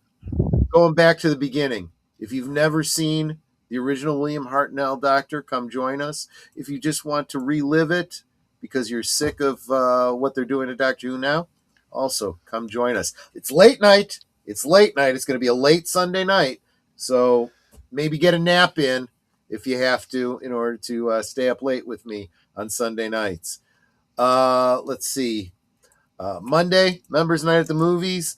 Members, I haven't looked in the past 4 or 5 hours or so, but the last I looked, I can look Sliding Doors was the front runner because of me. because Netter voted. I've only member for like 2 more days. We had a 3-way tie, Uh, so it only took one vote to break that tie. But I'll tell you where you're at. So Give me unless one of sec. you members go in and vote, that's what it's probably going to be on Monday. Hold on, I will tell you exactly where it's at. Give me 1 sec. Come on. While she's doing that, returning on Tuesday is, of course, the return of Live from Sparkwood and 21 with very special guest, obnoxious. What is it? Anonymous and obnoxious and anonymous. It's still Sliding Doors. Still Sliding Doors. Okay. To talk about his Twin Peaks fan film that he is trying to get made. Well, we already have Queen of Hearts that we've watched. We'll probably do it again in the future at some point, but we'll talk a little bit about that. But we'll also talk about Black Rose, that project, and where that is at. Looking forward to that.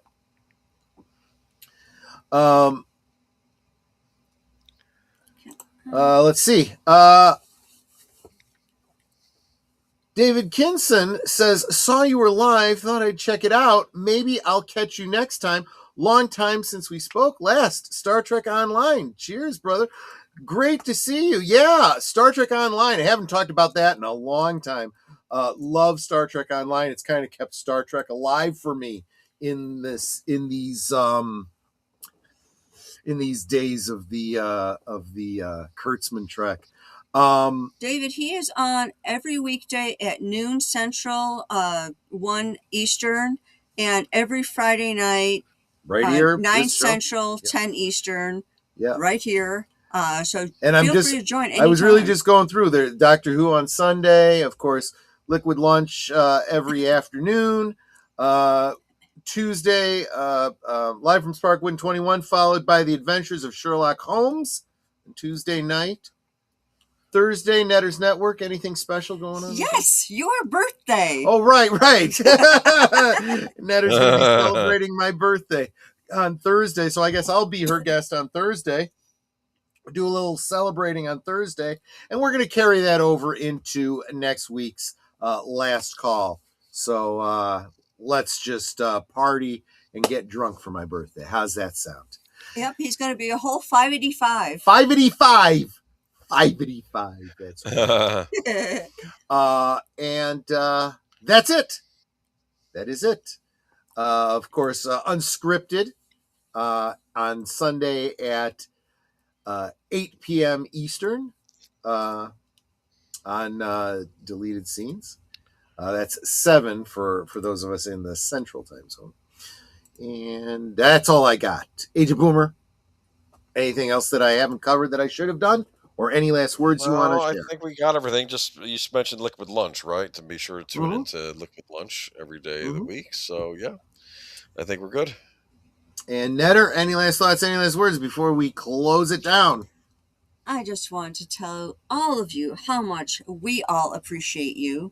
Thank you so much for channels and for getting Troy over 100 members. That was a big goal that he was shooting for, and I can't thank y'all enough. You guys are wonderful. You guys really pulled through for him, and I know he was so super encouraged. And of course, you all know that I'm his biggest cheerleader, so I'm going to keep touting that. But y'all are Osmo, so thank you again for being here. And until next time, good night and God bless. Absolutely. There's the reserved seats at 11 p.m. Eastern. Right now I'm giving them 2 hours. So right now I'm planning Doctor Who at midnight Central. So that would be 1 Eastern. But if Deleted decides he's going to pull that back to an hour, maybe I'll pull my show back by an hour. Make it a little bit earlier for all of y'all. We'll see. I'll talk about that behind the scenes with Deleted Scenes. He's also got a mystery movie returning this week on Tuesday at 7 Eastern. That's 6 Central. Make sure you check that out on his channel. And that, my friends, is Last Call. You guys, thank you all so much. You guys take care of yourselves. Drink responsibly. Stay hydrated. We'll catch you on the next one. Cheers. Good night, ladies. Good night, sir. Hit it, sweetheart.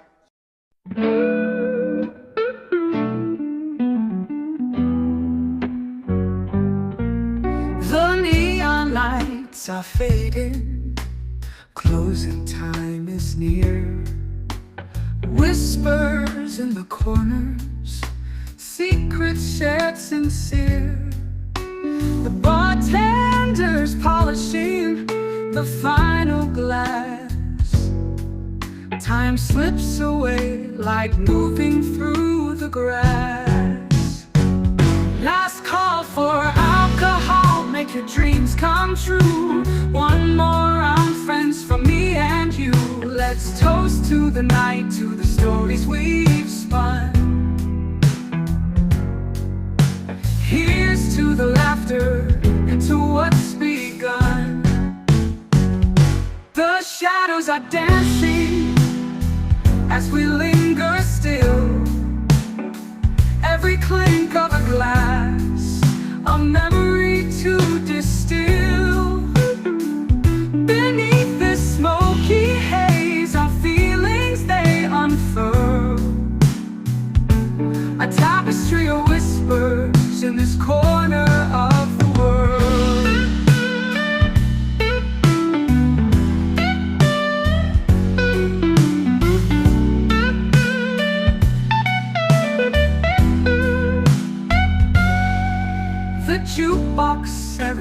serenades us with a final tune, crooning to the lonely and the lovers under the moon.